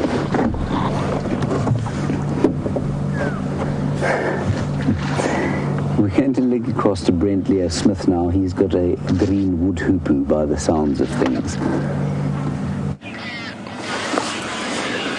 So for everyone keeping a bird list out there, has another nice little bird for you guys. This is a male pin-tailed wider in its breeding colors. He unfortunately is not succeeding in life because he is not surrounded by a bevy of beautiful ladies, or in his case a bevy of very drab ladies. So the females are very brown and nondescript, while the males during the breeding season have this big long tail, get a red beak, and during the off season they also turn brown and nondescript. So quite a nice one. I know we have seen it a few times on the live drives before, but not for a while. And it's a grass seed eater. You quite often find them on short grasses feeding on the seeds. Nail. Goodbye. So that tail's probably 40 centimeters long. So it's a tiny little bird with an incredibly long tail. like he might fly there for a second. But quite often you'll find them in flocks with lots of females around. This guy is not winning the mating game though, and he's on his own. But let's get back to James and the elephants and buffaloes. Right, so the elephants are still drinking, and just to the left-hand side here, we've got some kudu coming down to try and get a drink. I don't think that they're going to approach the waterhole while the elephants are there.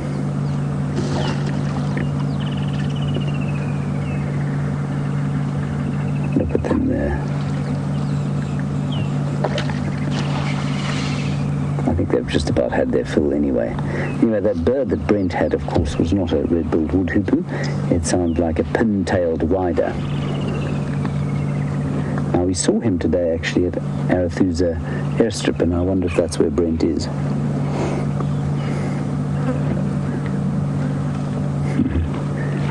So the Ellies are just kind of watching those kudu as if to say, don't come any nearer. This is our water for now.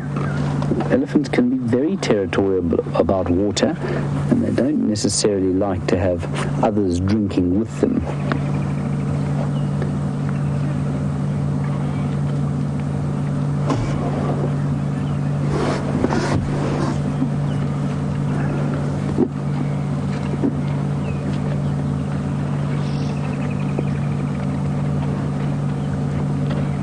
Look at this. Isn't this wonderful? Little elephant. Terry, you're in upstate New York, and while we watch this little elephant, he's just chasing a kudu.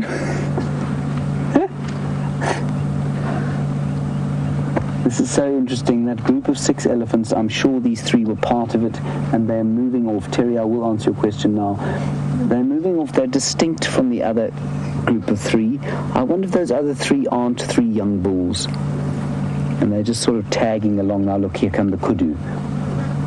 Here come the kudu to have a drink. Look at that. Isn't that beautiful? This is a big herd of kudu. It's a beautiful herd of kudu. They'll be very nervous of drinking. You'll notice they half put their heads down, then they pick them up again. Just very nervous. They're very vulnerable down like that when they can't see what's behind them. They'll be very scared of anything like a lion that might be coming up behind them. It's highly unlikely. So, Terry, in upstate New York, you ought to know what's the most unusual animal friendship that I've ever seen. You've obviously witnessed some. Oh, come, hang on a second. I'm going to get back to Terry, the elephant. This young bull is now coming in. He's taken exception, I think, to these kudu who are drinking his water.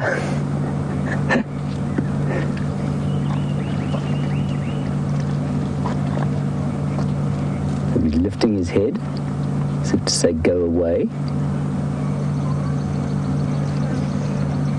Look at that.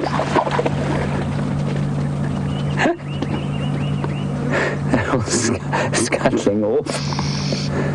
He's being very nasty indeed. Now, I mean, Brent had an incredible sighting the other day of this sort of thing with wild dogs, and that's not too unusual. Elephants will always chase predators. But I think because the water, the clean water, is so sparsely distributed at the moment, maybe that's why he's just a bit irritated with them drinking here.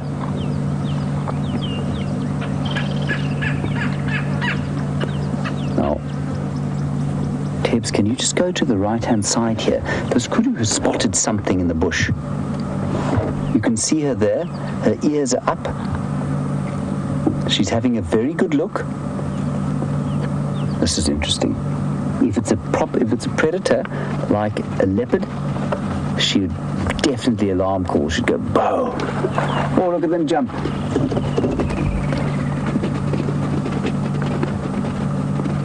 Oh, it's just fantastic. This is where that virtual reality rig would be absolutely incredible, because Tibbs can only, point the camera in one direction, but this VR rig can look everywhere at once. Now, the buffalo are coming back to have a drink. There, that's an alarm call.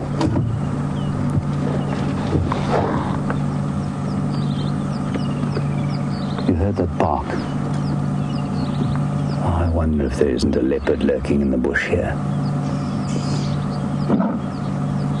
And there it goes again. This is fascinating. I'm just going to sit here and wait for a little while. Get my head out of the way.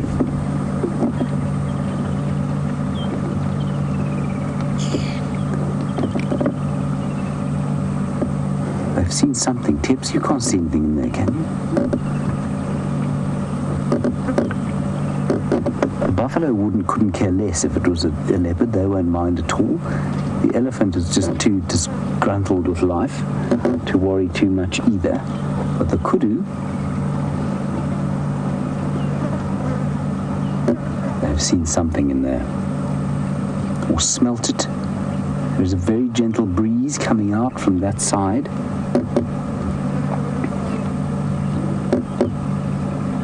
They're not totally panicked, though. You know, there were just those two alarms.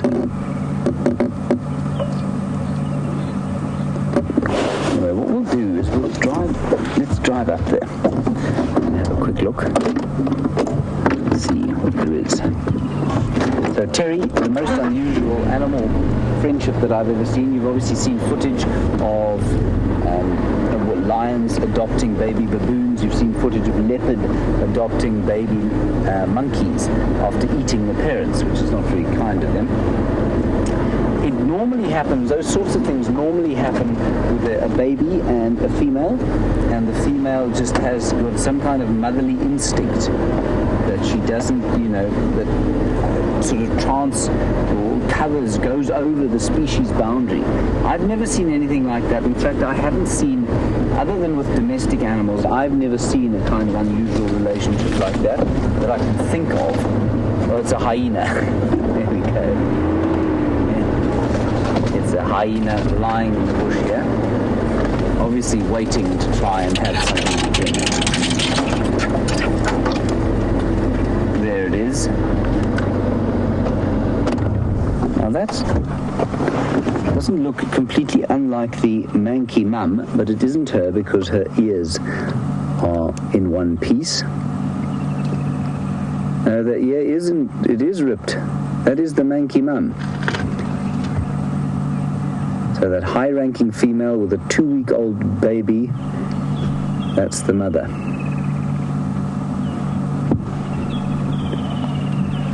That's fascinating.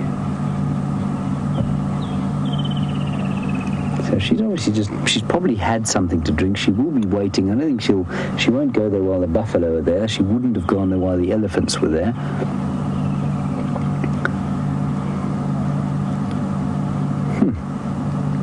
This is fantastic.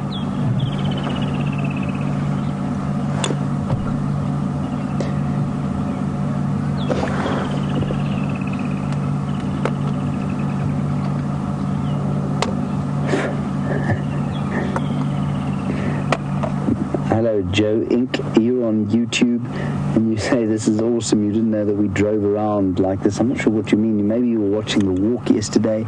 We do drive around. We walk around. We do all sorts of around here in Djuma and Arathusa. Hyenas here, elephant to the left, sort of going off into the bush, the buffalo having a drink, the kudu just behind. It's all happening. Let's go across to Brent. He's got an enormous grey aquatic animal, and we'll hang around here, I think, for the next little while. So we found Pete the pond hippo's cousin at a pan at the edge of Arathusa airstrip. So we've decided we're going to call him Archibald the airstrip hippo, or Archie for short. So another another old male who's been beaten and had to move away from the permanent water holes where there are other hippos in competition for females. So he's pretty much doing exactly the same as Pete, and he's just going to be lying here in this little bit of water. So one of the only pans that has quite a lot of water in it still because of the runoff from the airstrip. But he's looking quite dozy. So we're going to leave him be. Goodbye, Archibald.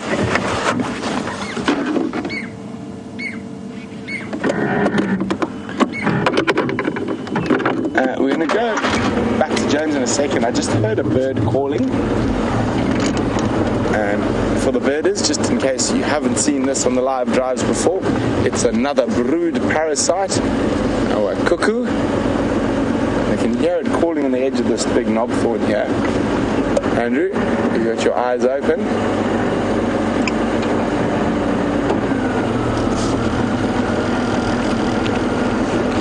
Oh, there it goes. Unfortunately, it was a Jacobin cuckoo, but it's disappearing at a rate of knots. Alright, well, off to Jamesy and the hyena.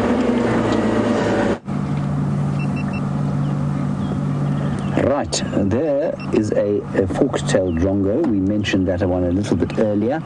He has a friend just to the left of him, sitting in this sand, waiting his turn, and a very interesting little flock of wattled starlings have just flown in there.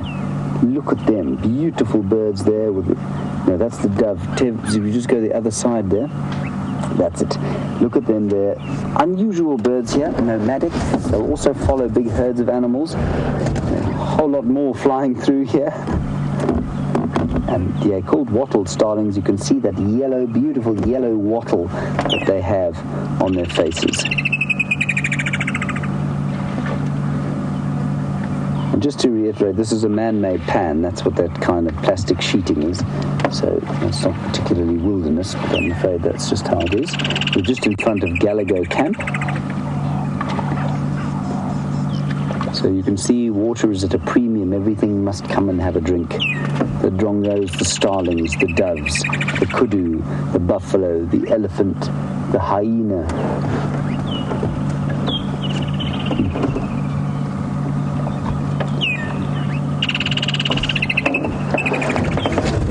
Now, we have seen a fence here. CVF Johnson, you're a bit confused now because it didn't seem to be that there were any fences. There are just some fences around the camps. So this is just an island in the middle of this vast, expansive area.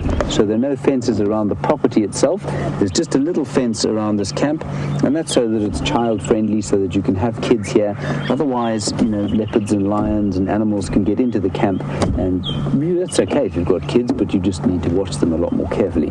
Now, with it like this, it means that you can sort of more comfortably have children around here. Get my head out of the way. And you can see that very, that's an old buffalo there. Very docile looking fellow.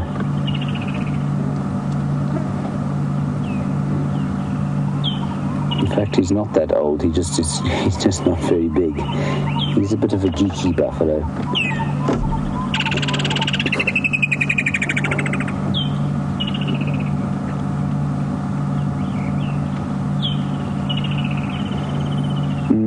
Now, Tibbs, the buffalo right in front of us there's got an oxpecker on it. And Marcia in Oklahoma, you say some of the oxpeckers have got yellow eyes like that one and some of them don't. Marcia, that is simply because the juveniles do not have the red beak or the yellow eye. And then when they get to adult plumage, they all look like that if they're red-billed, and if they're yellow-billed, they've got a sort of yellowish base to the bill, which the red-bills obviously don't have. That buffalo is having a nice nose clean from that oxpecker. How delicious.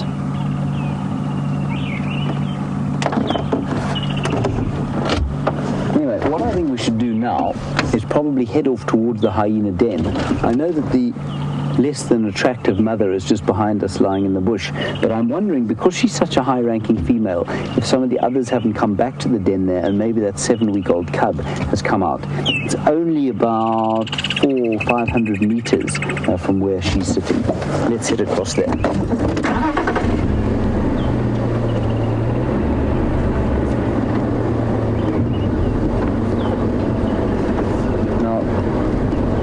Those of you who've been watching will know that manky mum has got a 2-week-old cub, and smart redhead, you want to know the cub will be with her. No. The cub will be at the den, won't move with the pack, at least with the clan, won't move away from the den with the mother unless carried until she's probably 6 to 8 months old. unless they move the den for kind of safety or health reasons, that cub will be at the den for the foreseeable future.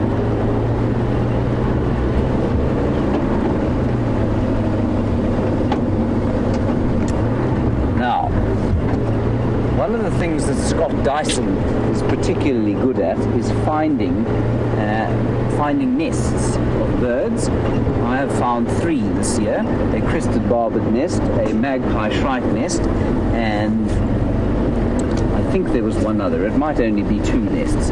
Scott has found about 57 or so, and one of them was here. You can just see a little shallow cup, and that little shallow cup used to hold some drongo eggs. And I think those drongo eggs didn't in fact hatch there. I think it gave up. It's a bit exposed there. But that was one of the ones that we found.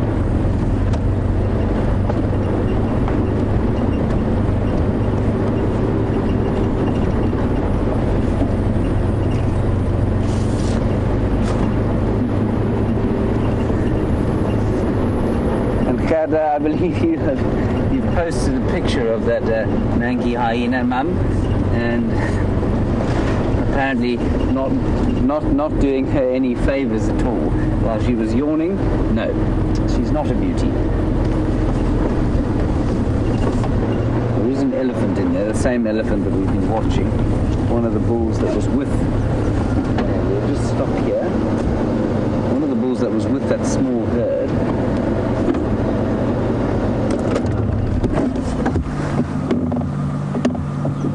Of course, he's naturally decided to stop behind a bush so that we can't see him. I'm going to sneak a little bit forward and see if we can't get a bit of him. If we can't, we'll just continue on to the hyena den. No, he's in some thick stuff. Let's leave him. We had a great view of him earlier. I'm not going to bash in there after him. And look at the sky. You can see this cloud starting to build up. I doubt it very much whether it's going to deposit anything on us. We live in hope.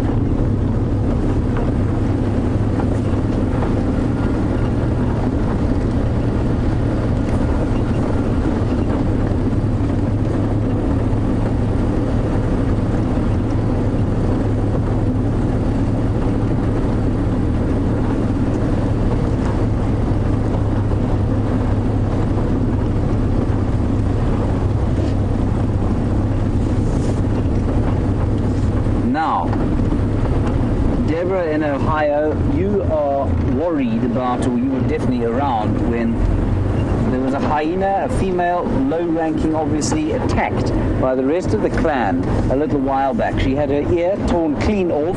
That is the power of the hyena's jaws. She had her foot broken, and there have been lots and lots of questions as to what's happened to that hyena, and I'm afraid the answer is we just don't know. She disappeared. I don't know where she went. We haven't heard from her. We haven't seen her. We haven't seen any vultures circling, so whether she's died quietly somewhere else under a bush, I don't know. But as soon as we do see her, if we see her, or if we hear about her from the Buffelshoek guys, because I know it was very close to Buffelshoek, then absolutely we will tell you. But as of now, we've got no idea what fate has befallen her.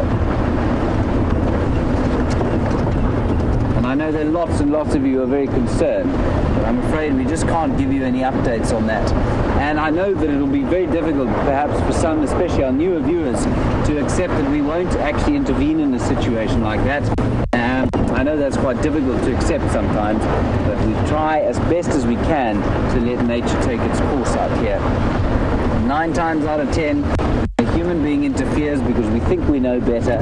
It normally results in some kind of tragedy or ecological disaster.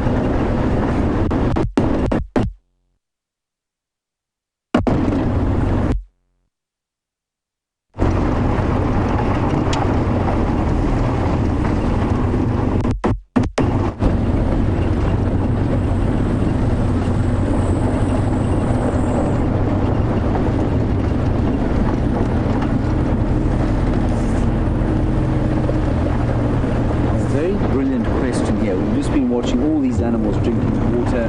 We've spoken about the possibly coming up, or the drought that's coming up.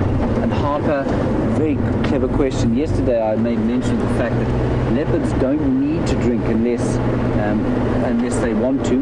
They get enough water from their prey, and they can live in desert areas very successfully and never drink anything. And you want to know if it's the same for hyena and for lions. It is, but to a lesser extent. I think you'll find lions, they will need to drink more than others. They don't occur in pure desert. They don't occur in some of the areas that lions do, at least that leopards do occur. But they will occur in semi-desert. They will occur in the Kalahari Desert, which is a sort of semi-desert area north of South Africa and into Botswana. And so while they probably do need to drink a little bit more than leopards do, they're certainly not hugely water dependent. It's the same as for hyena. Except in the drier areas, you find that the spotted hyena is not as common, but its relative, the brown hyena, is. Now, I see no action here at the moment. Again, I'm just driving in slowly, hoping something will be going on here.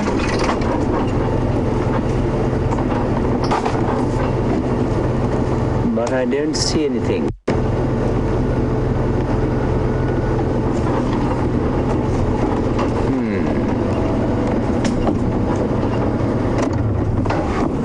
So here we are at the hyena den, and I don't think nothing's going on here.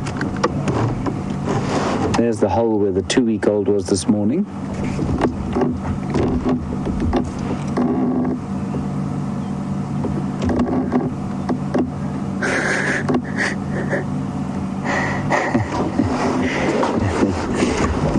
AJ, in reference to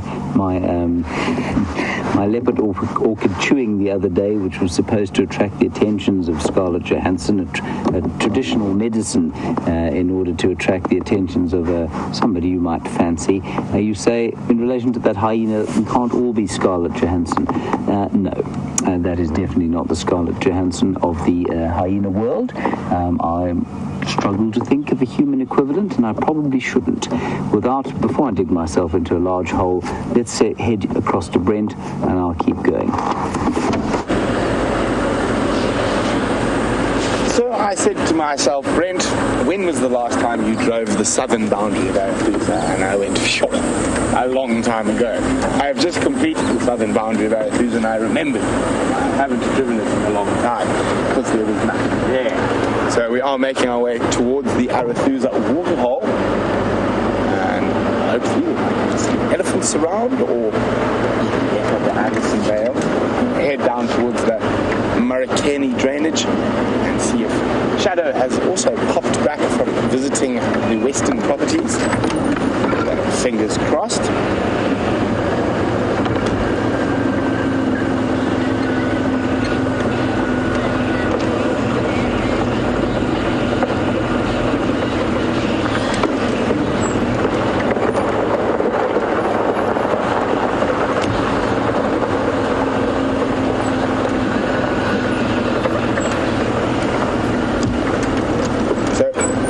In Chicago is wondering if we are moving these hippos to different pans around.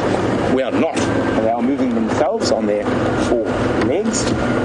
These are males that have, with the water receding, there's not enough space for them around, and the dominant males where the girls are will beat the living daylights out of them. There is a game capture going on at the moment, which you might have heard of, around Buffelshoek. They are catching about 40 hippos that are being sold to another reserve, the Waterberg. This is not uncommon practice. It's a little one, Andrew. A baby crested francolin. I've put Andrew in a very precarious angle.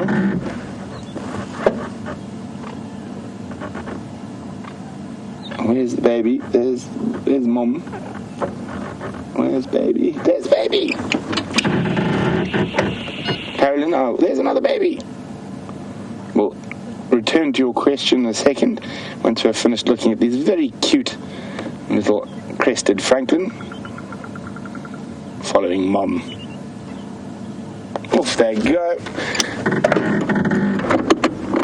So game capture of animals like hippo in a place like the Sabi Sands is not an uncommon occurrence. They will be sold, and that revenue will be put back into maintaining the reserve. The reason it would be an animal like a hippo is because man has been in the Sabi Sands for quite a while now, and a lot of these big water holes are man-made. Therefore, historically, there would have not been any hippo up here because there wouldn't have been enough water to support them. And now with the time of drought, a lot of those water holes have dried up. So the hippo population has definitely probably exceeded its limit in this area. So that's why they will be moving about 30 odd from Buffelshoek. So not too many, there'll still be plenty about. Also, what else has happened is that the Kruger National Park originally built a lot of these water holes, and then after more research realized it wasn't actually the best idea. So they've closed a lot of the water holes, and the Kruger National Park boundary is not very far from us. So also a lot of hippo moved from there into the Sabi Sands. So furthermore increasing the hippo population of the area. But old Pete has moved from his pan because he dirtied it too much, and it hasn't been pumped in a few days. So I'm quite sure we might find him back if fresh water comes in. Oh, too quick. There's a woodlands kingfisher. There's an impala running past us.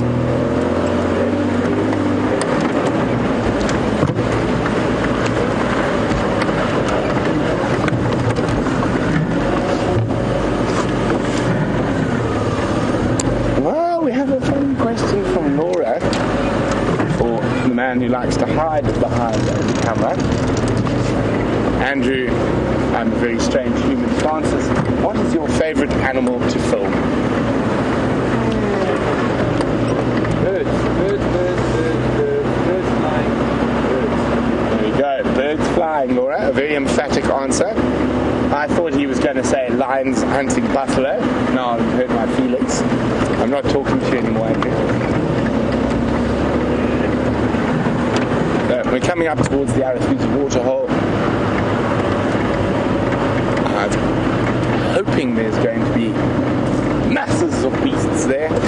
More than likely not. But one can always hope. Rather be an optimist than a pessimist.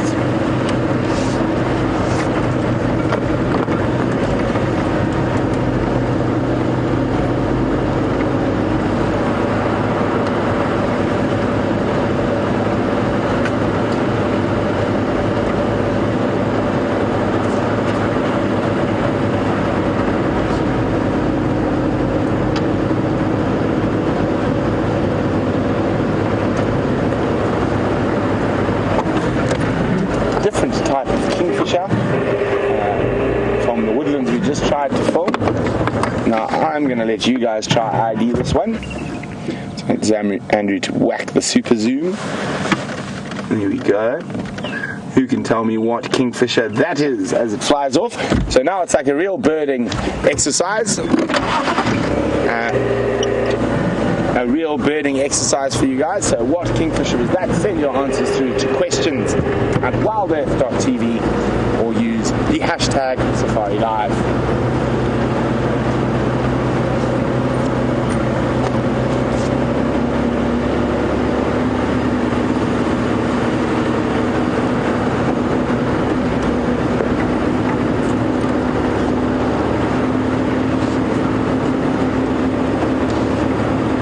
Final Control is trying to guess what the kingfisher is, and they are wrong.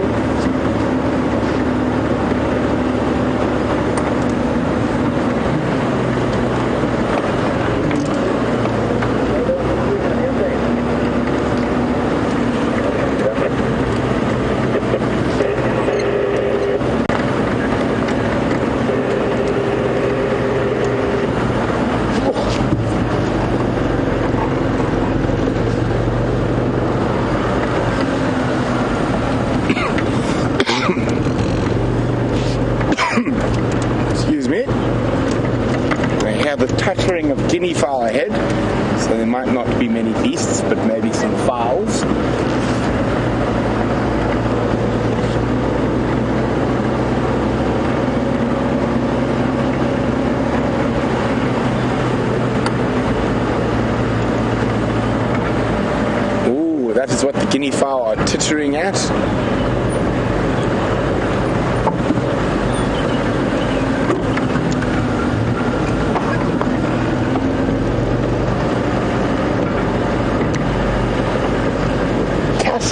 In Florida, sunny Florida, the home to really good tarpon fishing.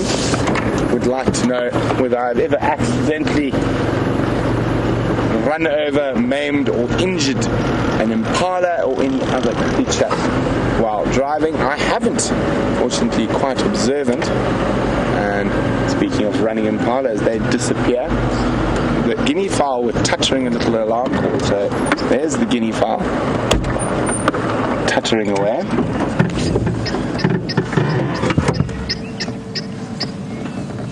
And there is what he's alarming at.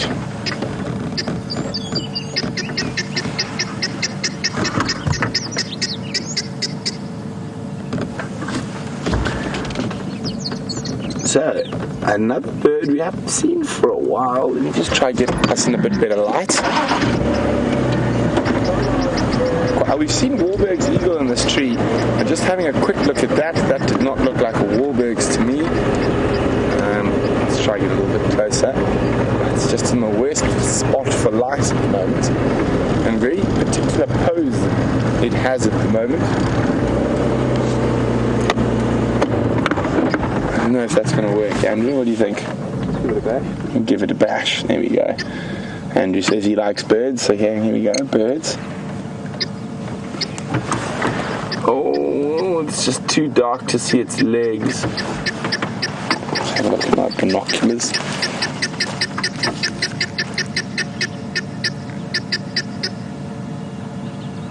Just judging on the head shape, and I didn't see from the side angle, it looked like I couldn't see any feathers on the legs, which removes the true eagles from it. I'm pretty sure I know what it is, but I want to get you a good view so you can understand why I think that.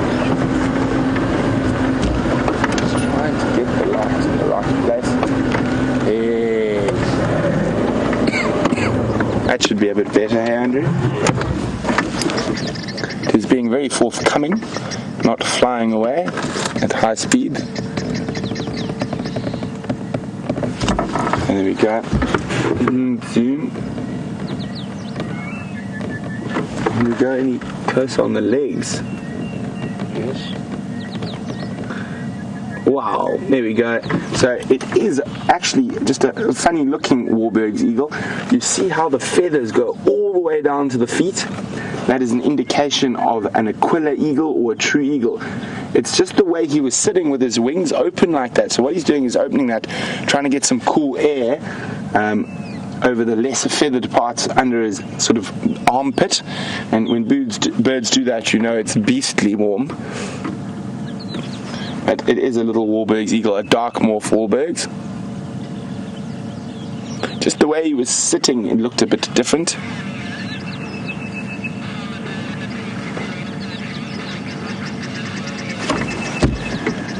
Well, so from a very elegant animal in a tree to the least elegant animal we're going to see in a tree or safari.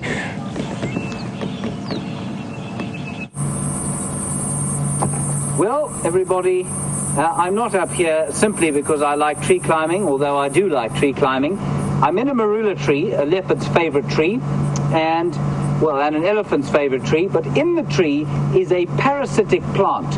And this parasitic plant is a mistletoe. And Genevieve in New York, you wanted to know if we had mistletoe. Well, yes, we do. And you wanted to know if I could get some for you. Well, yes, I can. By golly, there it is.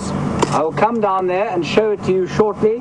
You might need to link away from me in case that I fall out of the tree and maim myself, which of course makes quite interesting television, but is perhaps not something that you wish to see. God, there we go. I'm elegantly climbing out of the tree. Good heavens. I seem to be all right so far. The trick now is, of course, not to land in the thorns that are just over there. I'm not sure how we're going to affect that. And unfortunately, Scott is coming along the road just to have a good laugh, I'm sure. go. Not too bad so far. I'm not sure how elegant it looks. Now I will make a graceful leap and end up, even if I break my ankle, I shall not tell you. There we are. So here is the mistletoe.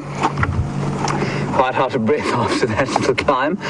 And it makes beautiful yellow flowers, some of them, and some of them make red flowers.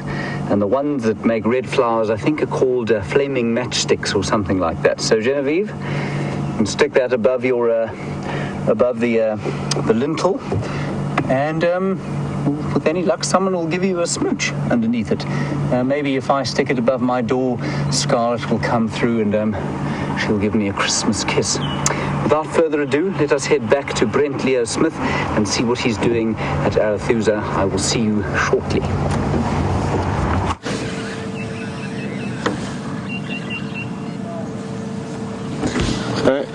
Unfortunately, the guinea fowl who are chasing each other about have now decided to stop chasing each other about and be very placid. But there will be quite a lot of posturing and chasing about as they sort of pair off now to breed.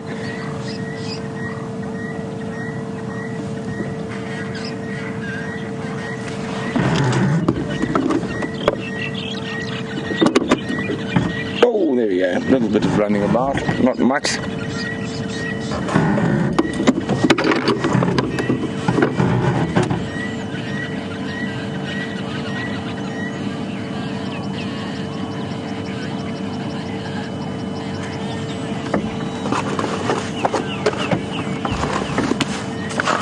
So we just saw that kingfisher, and there's a few guesses in, and well done to James, Bear and Khada, who was spot on. It was a very quick view, but it was most definitely a brown hooded kingfisher, and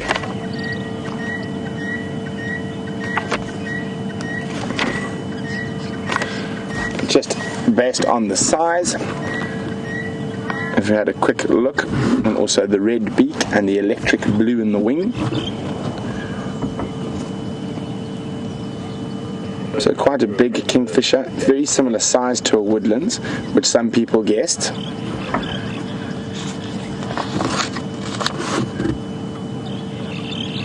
And then the striped kingfisher,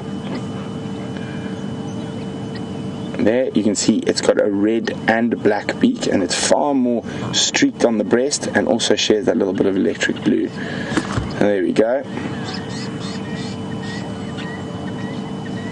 And oh wait, before we go, there's the roller I mentioned that I need to see to complete all the roller species that can be seen at Djuma, a broad-billed roller.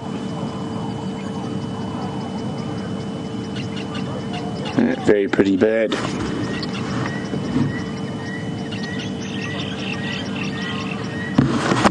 So just to double confirm that kingfisher we had a quick flash of a bit earlier was indeed a brown hooded kingfisher, and James, Bear and Khada got it correct.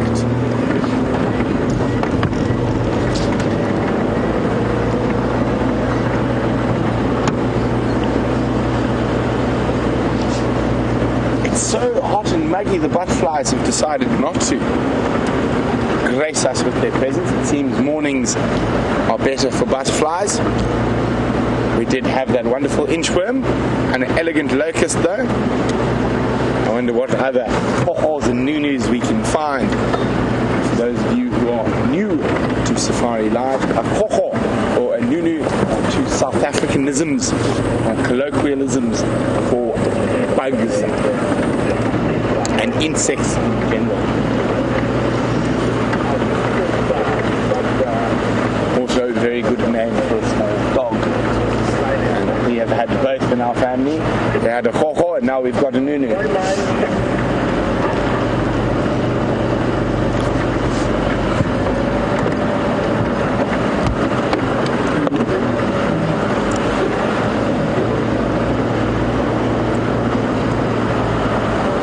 And a quick beast running down the road at high speed.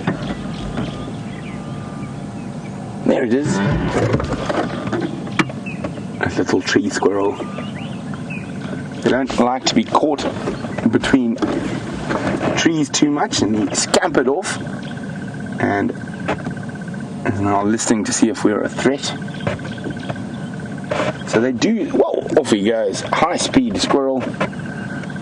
So they do store food like their North American cousins and British cousins, but obviously our winter is not nearly as harsh as the Northern Hemisphere, so their caches are by no means to the same degree, and they will forage throughout the winter.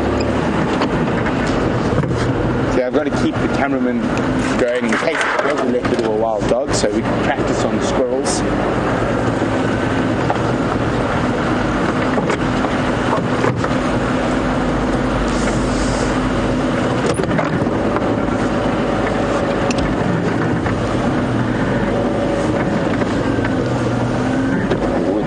Gap there, have you got a gap?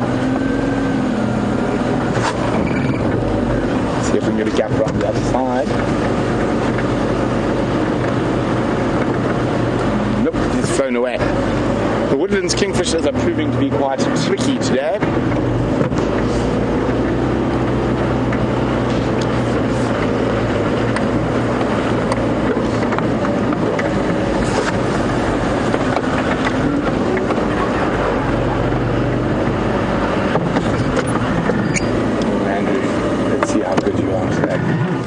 Base of this zoom in tight where you are now. Go to the right. To the right. There it is, zoom in center frame, zoom. Oh, look at that, what a pretty little bird. And it is a white-browed scrub robin, and that's one of James's favorite birds.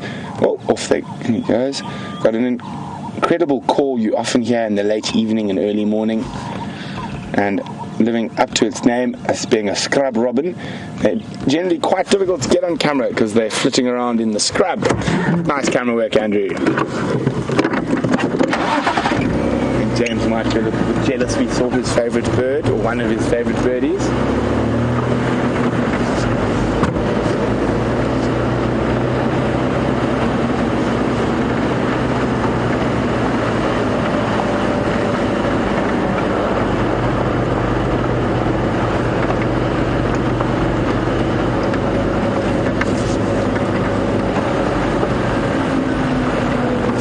Who's watching in Durban, South Africa, from my home province of KwaZulu-Natal, says she gets the brown-hooded kingfishers in her garden in Durban. That you would definitely, and also you would probably get the white-browed scrub robin as well.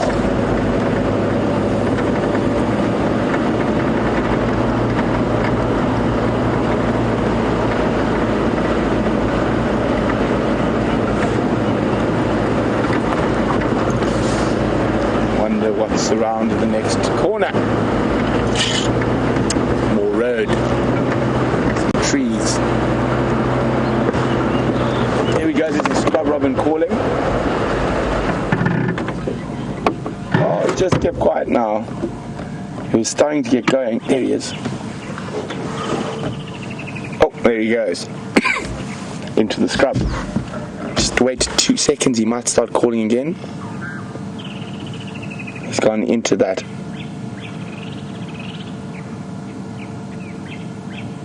little torchwood tree. There he goes. Nice, Andrew. Doesn't seem like he wants to call. What I will recommend is we're going to go see what James is up to, and he does a very good rendition of the whistle of a scrub robin, so I suggest he does it for you right now.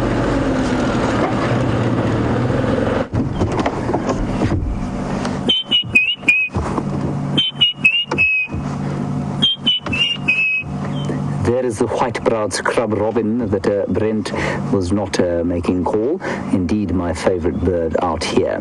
And not a poor rendition of its call, but just look at the beautiful sight of the sun there starting to sink below the Drakensberg and below the mountains there.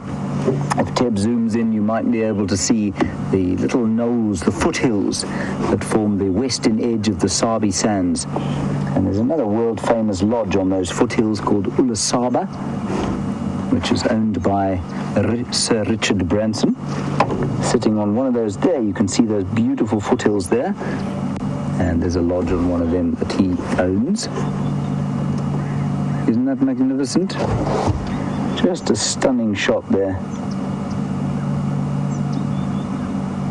And you know, it is no wonder that with shots like that and mistletoe hanging from every marula tree, the bush has provided the sort of romantic spark for any number of couples that I now know, and it's just no wonder, is it? Right, let us continue. We have found nothing in the way of an interesting animal, but we did find an incredible view there. I'm just going to turn around here.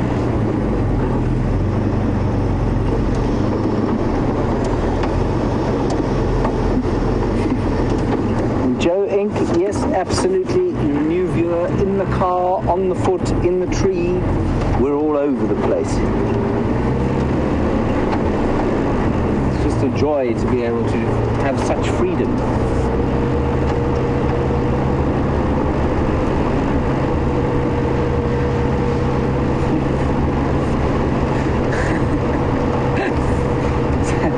Someone called Iron Girl on YouTube, also obviously vying for second place in the Twitter handle stakes. Does my mother watch this? She does from time to time. She's not an avid watcher. That's mainly because the state of the internet in South Africa is particularly parlous. It's not very good. And so it's quite difficult to watch the stream in South Africa, interestingly. It's possible, but it is quite difficult.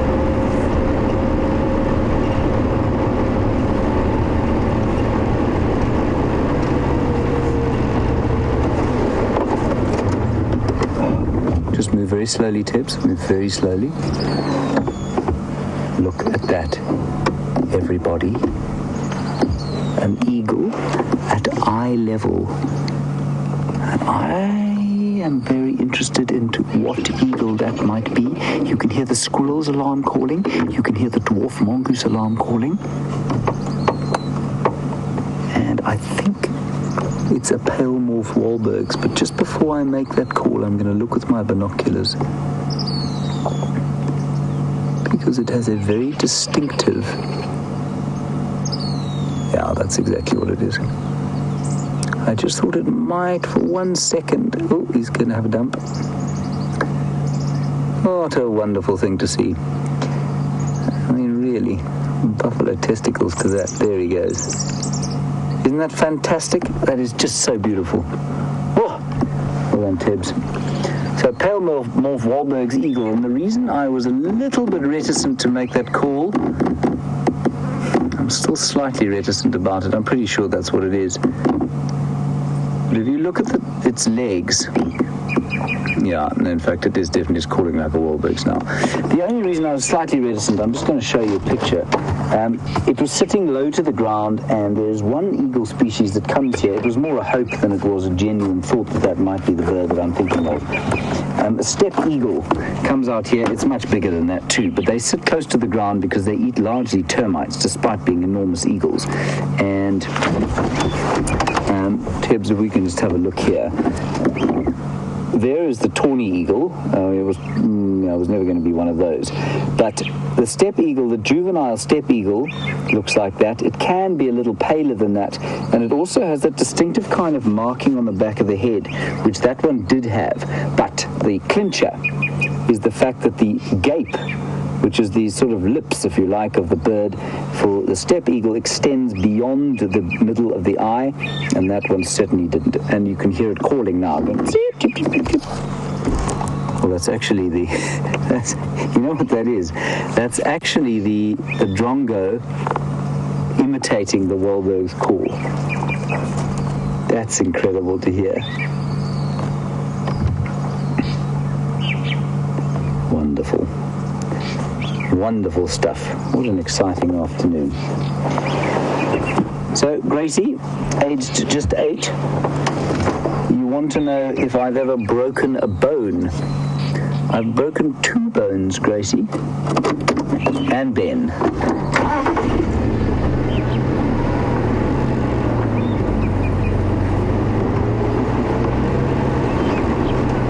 Sorry, I got it slightly wrong. Gracie, you say that you told your mum that because I can climb trees, so can you. Gracie, I think it's a very good suggestion. I would suggest you start on very small trees, though.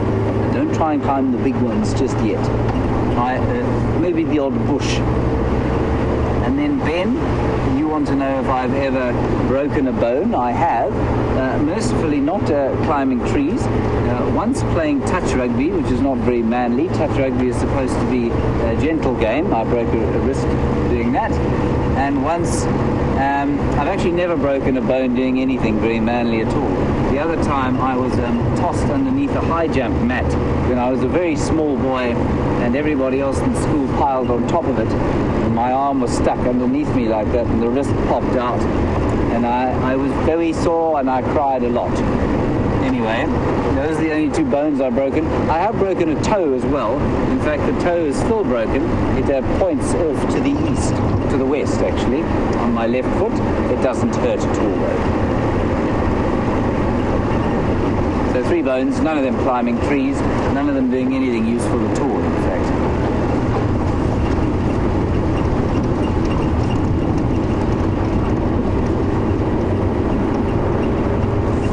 Yvonne in Sweden, I thought that I climbed down that tree with a great elegance. You say more noise climbing down there than when I'm bundu bashing in the car. Well, I think that's very unfair. I'm going to have to try and better that performance.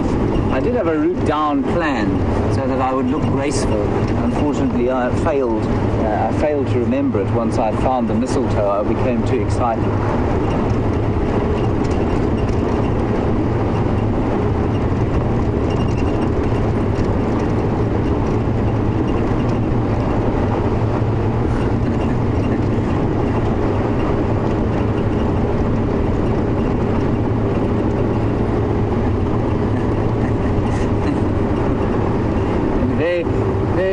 Comments from Mary and Pinky Swear. Mary, you say you're sending a Christmas kiss for me from snowy Michigan. Thank you very much. And Pinky Swear, you say hang tight under the mistletoe, you're on your way. Okay, see you later.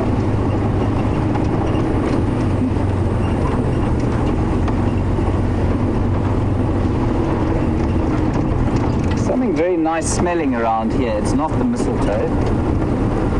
There was some very nice smelling plant.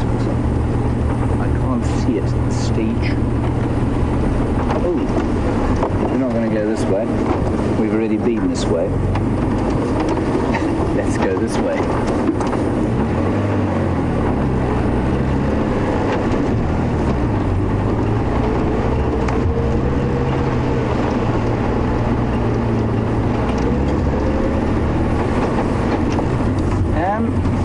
An ornithological query from London in England. Karen, you want to know if we get red-winged starlings here? Not here specifically. I've seen them in the Kruger. I've also seen them in Hoedspruit, sort of around towns here. I've never seen them in the reserve itself. You've sparked an interest because I've meant to look in the book as to where their distribution is, but I've never seen them actually where we are now. So I'll just quickly look at the book. Hopefully not drive into a tree. That would be awkward. It would be embarrassing. Anyway, we're heading towards another sort of viewpoint of the sun. News on the wireless, as it were, is that Karula is not anywhere near here. She is, I was hoping it was her when we saw that hyena at the water there. Karula is in fact on Buffer's Hook, which is very unkind of her. Hope she has an uncomfortable night and then comes back here.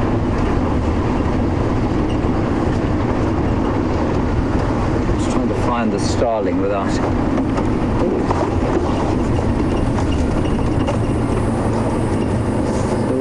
herd of buffalo that came through here, and I just want you to understand this. This is a very important part of the ecology that we have here.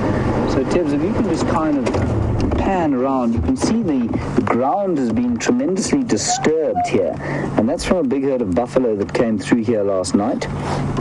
And as Tibbs comes around, you will see the disturbance, you'll see the urine, you'll see the tracks, you'll see where they've broken the ground up. And that's very important. It's extremely important because it fertilizes the ground, first of all. I will find these starlings. They're in this book. And let's just go a little bit back. Tibbs can show you the urine on the ground. Right on the road there. There we go. There's some urine. And very, very obvious fertilizer and very important fertilization. And that hoof action, far from compacting the sand and ground, it actually breaks it up and buries the seeds. And it's tremendously important for the ecology of the area. Right, there is the red-winged starling, and there he is. And there's the distribution map over there, and that distribution map definitely shows that he is found here. I'm just going to say pairs and flocks frequent cliffs, caves, or buildings where they roost and breed. So not this one, Tibbs. Not much in the way of cliffs and caves around here, but buildings, yes, in the Kruger Park, and would explain why we see them around Hoedspruit, which is the town just near here. So that's the red-winged starling. Great stuff. On we go.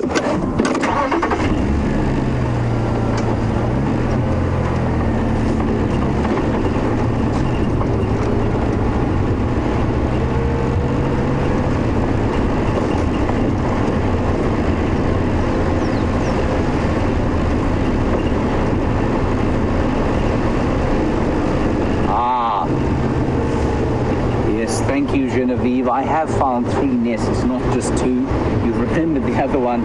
It was an oxpecker nest. Just above where I think I planted that orchid a little while back, and they were carrying hair into the nest. Yes, I remember that one. Thank you, Genevieve. 3 nests to me, 57 to Scott.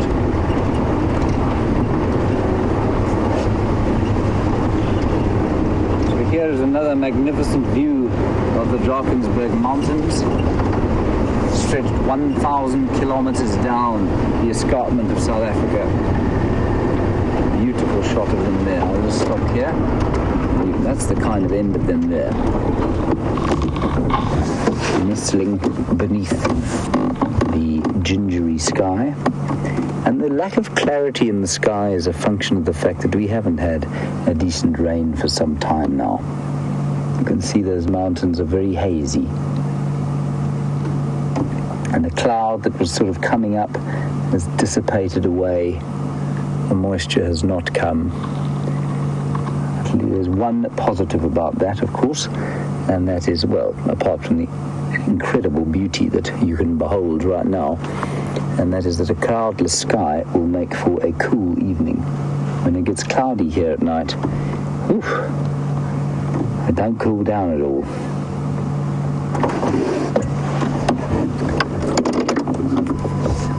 Right.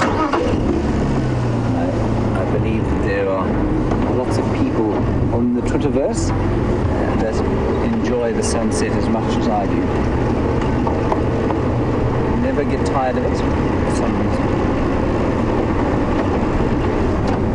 To go and have one last look at that hyena den before we pack it in for the night. So that's the sort of direction that I'm heading. Maybe Manky Mum has returned. I just think it's important that we go there sort of on a daily basis, if not twice a day, just to try and see and figure out what's going on. I think we're going to learn a tremendous amount by spending extended periods there.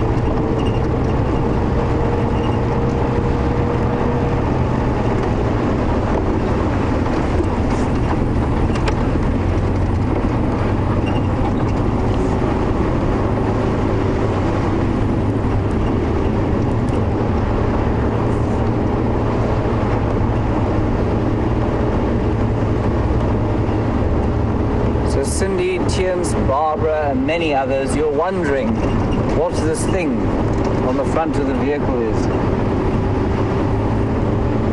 It's my my pet. It's a microphone, and it's for the virtual reality rig, which is that little ball of today totally useless GoPros. Hasn't functioned at all. But this is the microphone to pick up the sound, and this little thing is a sort of wind filter. So when you're driving along, you hear more than. It actually makes quite a good sound. It blocks out the wind. So that's what it is. It's quite nice to stroke if you're feeling a bit nervous.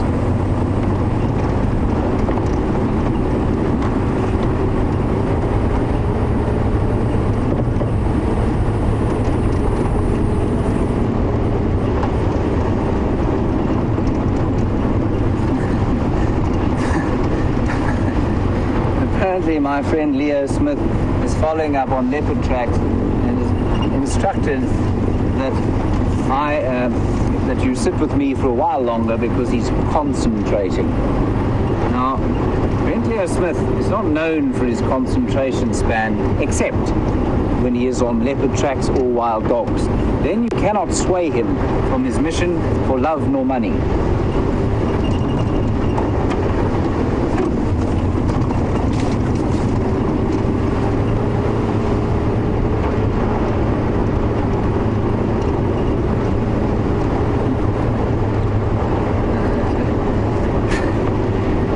King, we've seen the sunset, and you want to know if I ever just sit under a tree jamming my guitar watching the sun go down. Rich, yes, quite often actually. Mostly at this time of year, I'm normally not around the bush. I'm normally in the Eastern Cape, and by this time of the day, my father and mother and brother and sister and various family members will be sitting on a deck overlooking the Karika River, watching the sun go down. I will be playing the guitar and possibly having a small snifter.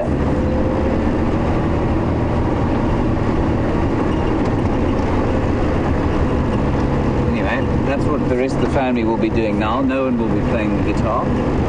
My brother was a cellist, but gave up after a family concert. Ended up in, basically the rest of us falling about laughing for half an hour. So he stopped playing the cello after that.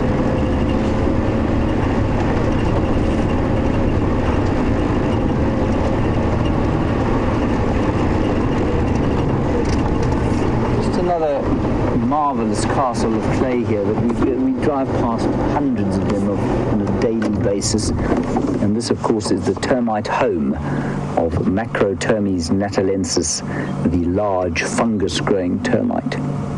Millions of them will have built this unbelievable construction. Isn't that great? Very nice. And as many of you will be aware, the total mass of termites under the ground and over the ground, depending on what kind of termite they are and where they live, will exceed the mass of all the other herbivores in an area. So just think about that. In the Kruger National Park, there are probably now about 15 to 17,000 elephants. There are probably 100,000 buffalo. There are countless impala, any number of kudu, nyala, warthogs, all of those animals. Their combined mass does not equal that of the combined mass of termites in an area like the Kruger Park. Isn't that quite astonishing thing? Right, on we go.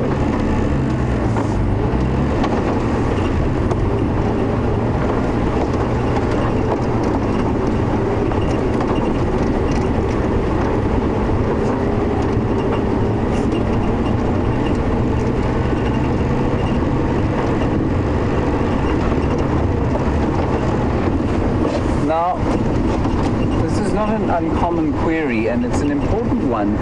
Joe, you're in Arizona, and you want to know when the best time to come here is to see animals. Joe, it so depends on personality. So, there's no bad time to come. There are different times to come. So let's start in January, because we're about to hit January, if you can believe it. We're about to hit 2016. Joe, if you used to come in January to sort of January to March. It's hot. It is the rainy season, but there's not a lot of rain around here, so it's hardly likely to affect your safari. The bush is a bit thicker. And that means that it can be a bit more difficult to see animals, but you've got all the young animals, all the young impala, all the young wildebeest frolicking about the place. It's the last of the summer, and I think it's a lovely time of year. Then you've got the sort of March, or April, May, June, July, August time. Or April and May. April and May, the temperature comes off, so it gets much cooler. The grass, everything starts to lose their leaves, and because it's cooler and the days are still relatively long, it can be a bit more pleasant if you don't like the heat. I like that time of the year too. Then, the midwinter, which of course is nothing like the winters you have in the United States. The midwinter here, sort of June, July, August, it gets a little bit chilly in the mornings, but it's a great time to view animals because the leaves are falling off the trees, and so it's just a lot more open and you can see more clearly. The best time if you want to see lots of animals is to come in sort of around September, October, November time, because it's before the rain. It's before the leaves have flushed. September, October. Before the leaves have flushed, before the rains have come, and it gets very dry, and the animals are concentrated around the water. The thing about that time of the year, if there is a disadvantage, is that it gets very hot, and it's not as attractive as it is, say, in the midsummer like this. It doesn't look green and verdant. It looks quite dry, and I think it's beautiful, but that's because I'm used to it. And so that's the kind of time. Then November, December, of course, you're going to get the young baby animals and the associated predators. You can get caught in the rain, but like I say, the rain here is, it's relatively minimal compared with rain in other areas, so not something to worry about. So it really does depend on what your preference is. If you're a first timer coming out here and you want, I would say come September, October, maybe August, September, October.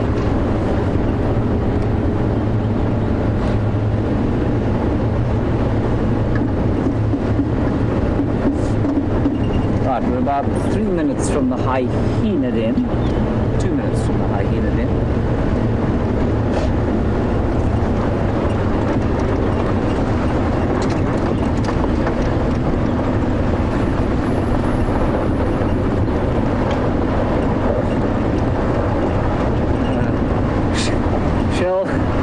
Kind of you and what you say. The reason I am your celebrity crush is because I go to the hyena den twice a day.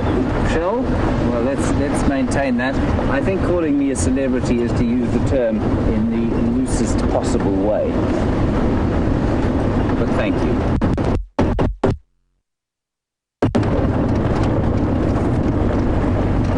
I'm going back to the hyena den is that I came here 2 nights ago. There was nothing going on. I left, and 20 minutes later somebody called in that there were 7 hyena there. So I think it's worth checking twice.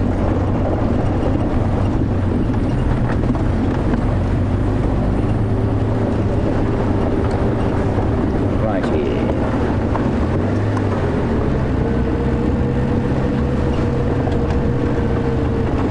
Here we are. Old thumbs that Manky mother has had her drink at the waterhole and come across to suckle her youngster and enjoy watching her play. Setting sun in the last minutes of the day.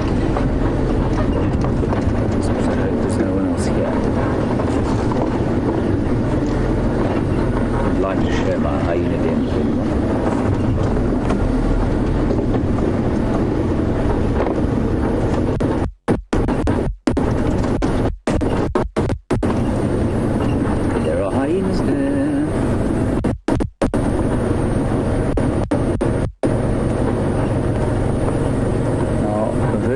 Valid question from B. Wilson. Would anybody in the animal den in termite?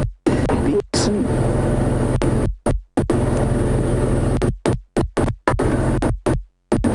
The area.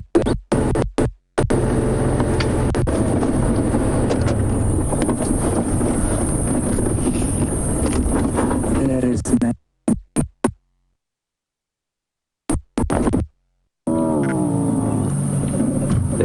everyone. Look at that.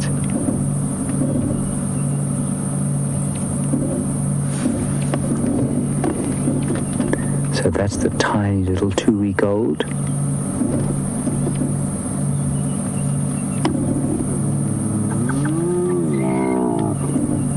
The mother is not being very nice.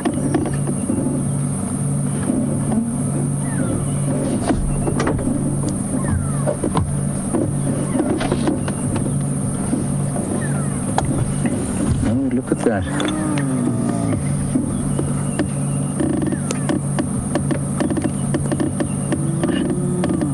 Keeps warning the youngster away. There we go. And it almost looked like there was a fresh wound on the side of her face, but I don't think it is. I think it's just some of the red skin that she has.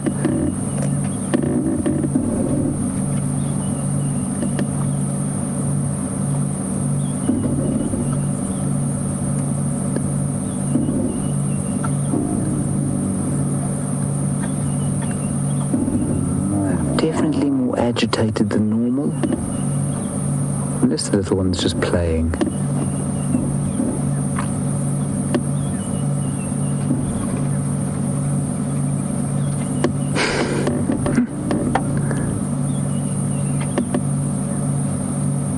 Isn't that lovely?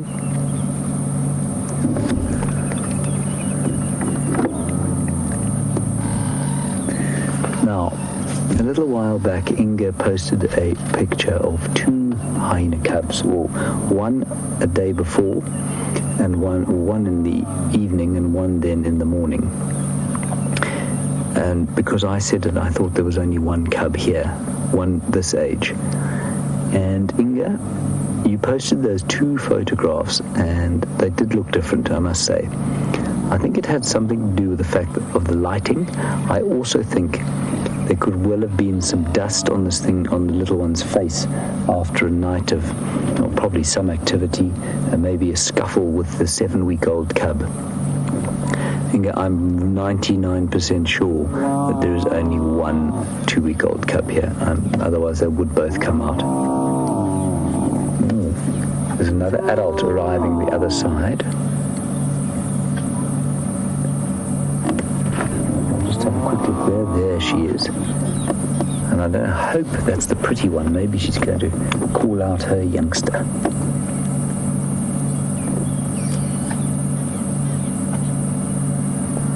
No, I don't know that it is. She's got a big notch out of her left ear as well. There, you can see it.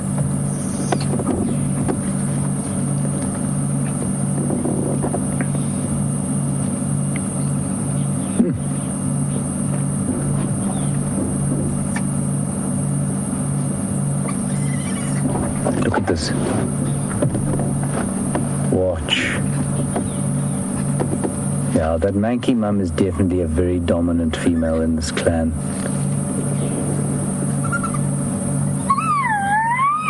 That's her little one calling. Never heard that before. She's now calling into the... Oh, that's the adult.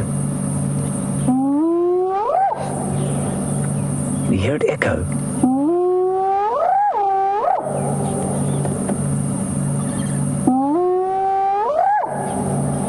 Right, to the right tips. There we go. Now watch as she does it. She puts her head right on the floor, and that sends the sound scuttling off, and it echoes down through the trees. It's unbelievable.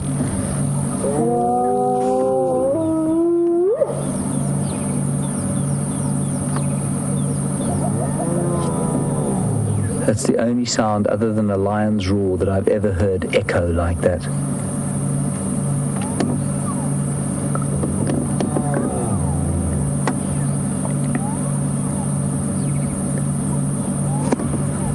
Oh, look.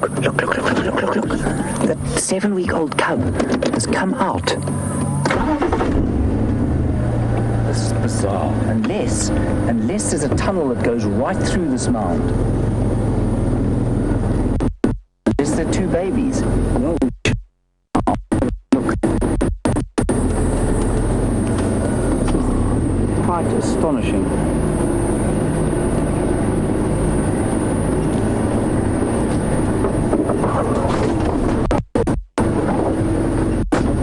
Oh, this is absolutely fascinating.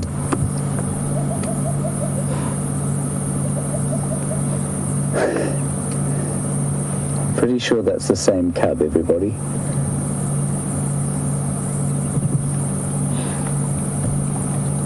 I think there's a tunnel through. Sorry about the technical issues, everybody. It's totally unpredictable.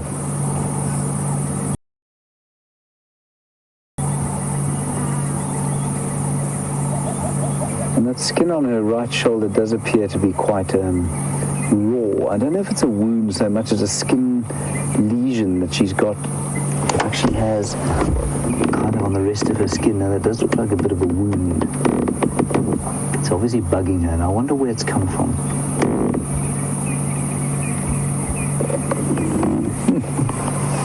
Fascinating stuff, this.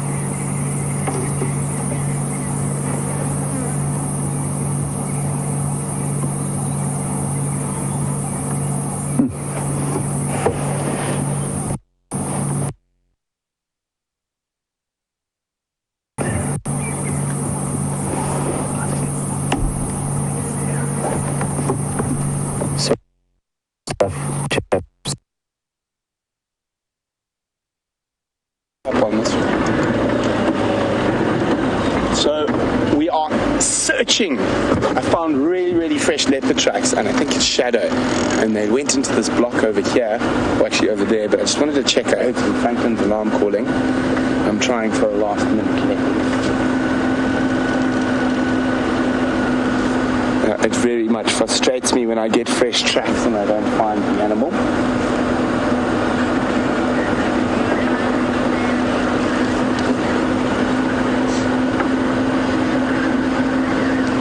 So we apologize. I know you guys were having a wonderful time with the hyenas and the cubs, but unfortunately a gremlin crept into the Wendy's somehow, and James is busy fiddling. Hopefully they'll be up and running shortly. What I'm hoping is Shadow has come into this block, and she quite often likes to walk almost straight onto Impala plains. So we are literally going to edge our way across. I'm feeling a little bit of leopard blood. What about you, Andrew? We want to film all the big cats all the time. Unless they're wild.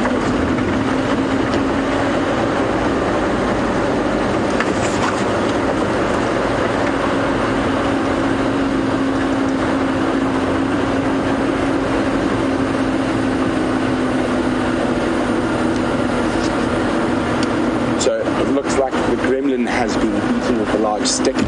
I'm going to send you back to James for the last minutes of the show unless we find this leopard. But it's been great having you, and don't forget to join us bright and early for the sunrise safari.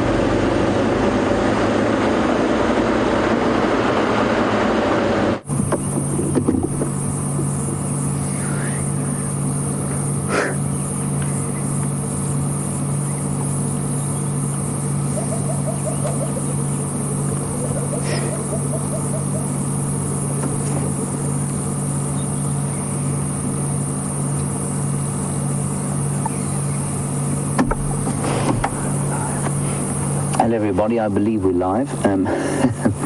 Communications issue is a little bit difficult here, but we have a picture, and that's the most important thing, and there's the little baby.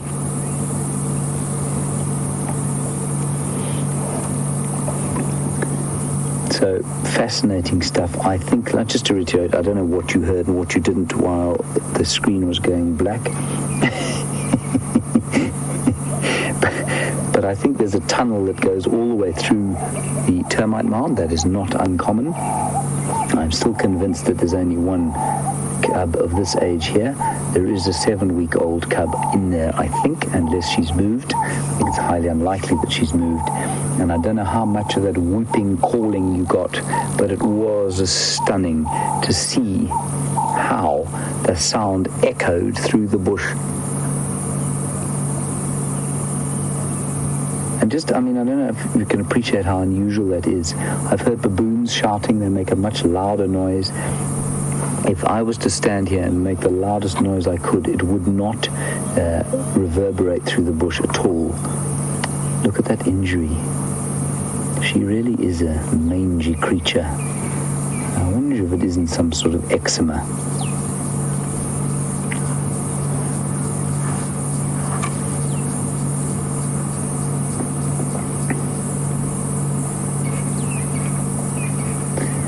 And Maryland and Ontario, you're just confirming that tunnel does go all the way through. I thought it did, because I think I've seen the 7-month-old go into that side, at least 7-week-old, go in there and come out the other side.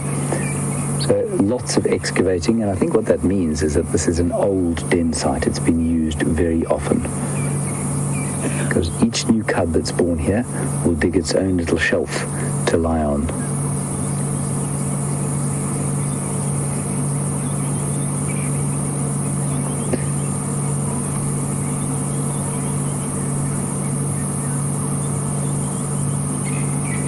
And as Raisa says, oh, look at her. Yeah, that's not the scarlet. Raisa, you say that there's something unusual happening at the den all the time. I have to agree with you. It's always fascinating.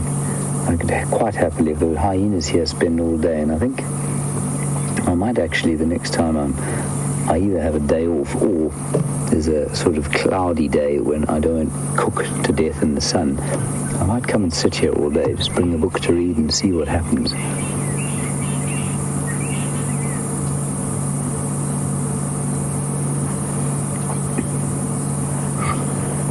So this is probably Africa's most fascinating carnivore, I think. Most unpredictable, probably the least understood. It's fantastic.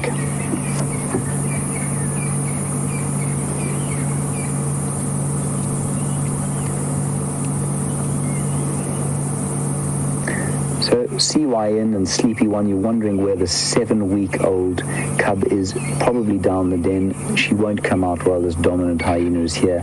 We've seen her, even with her mother here, not want to come out with this dominant hyena sitting around the den here. Right, everybody, that's it for the afternoon. Thank you very much for your wonderful comments. You've had me in stitches of laughter the whole time. Thank you. Big thanks to Tibbs. Thanks Louise and Nikki in the final control, and to Brent, of course, and the inimitable Andrew. We will see you tomorrow at 0500 in the glory of the African dawn. Stay safe and happy. See you then. Bye-bye.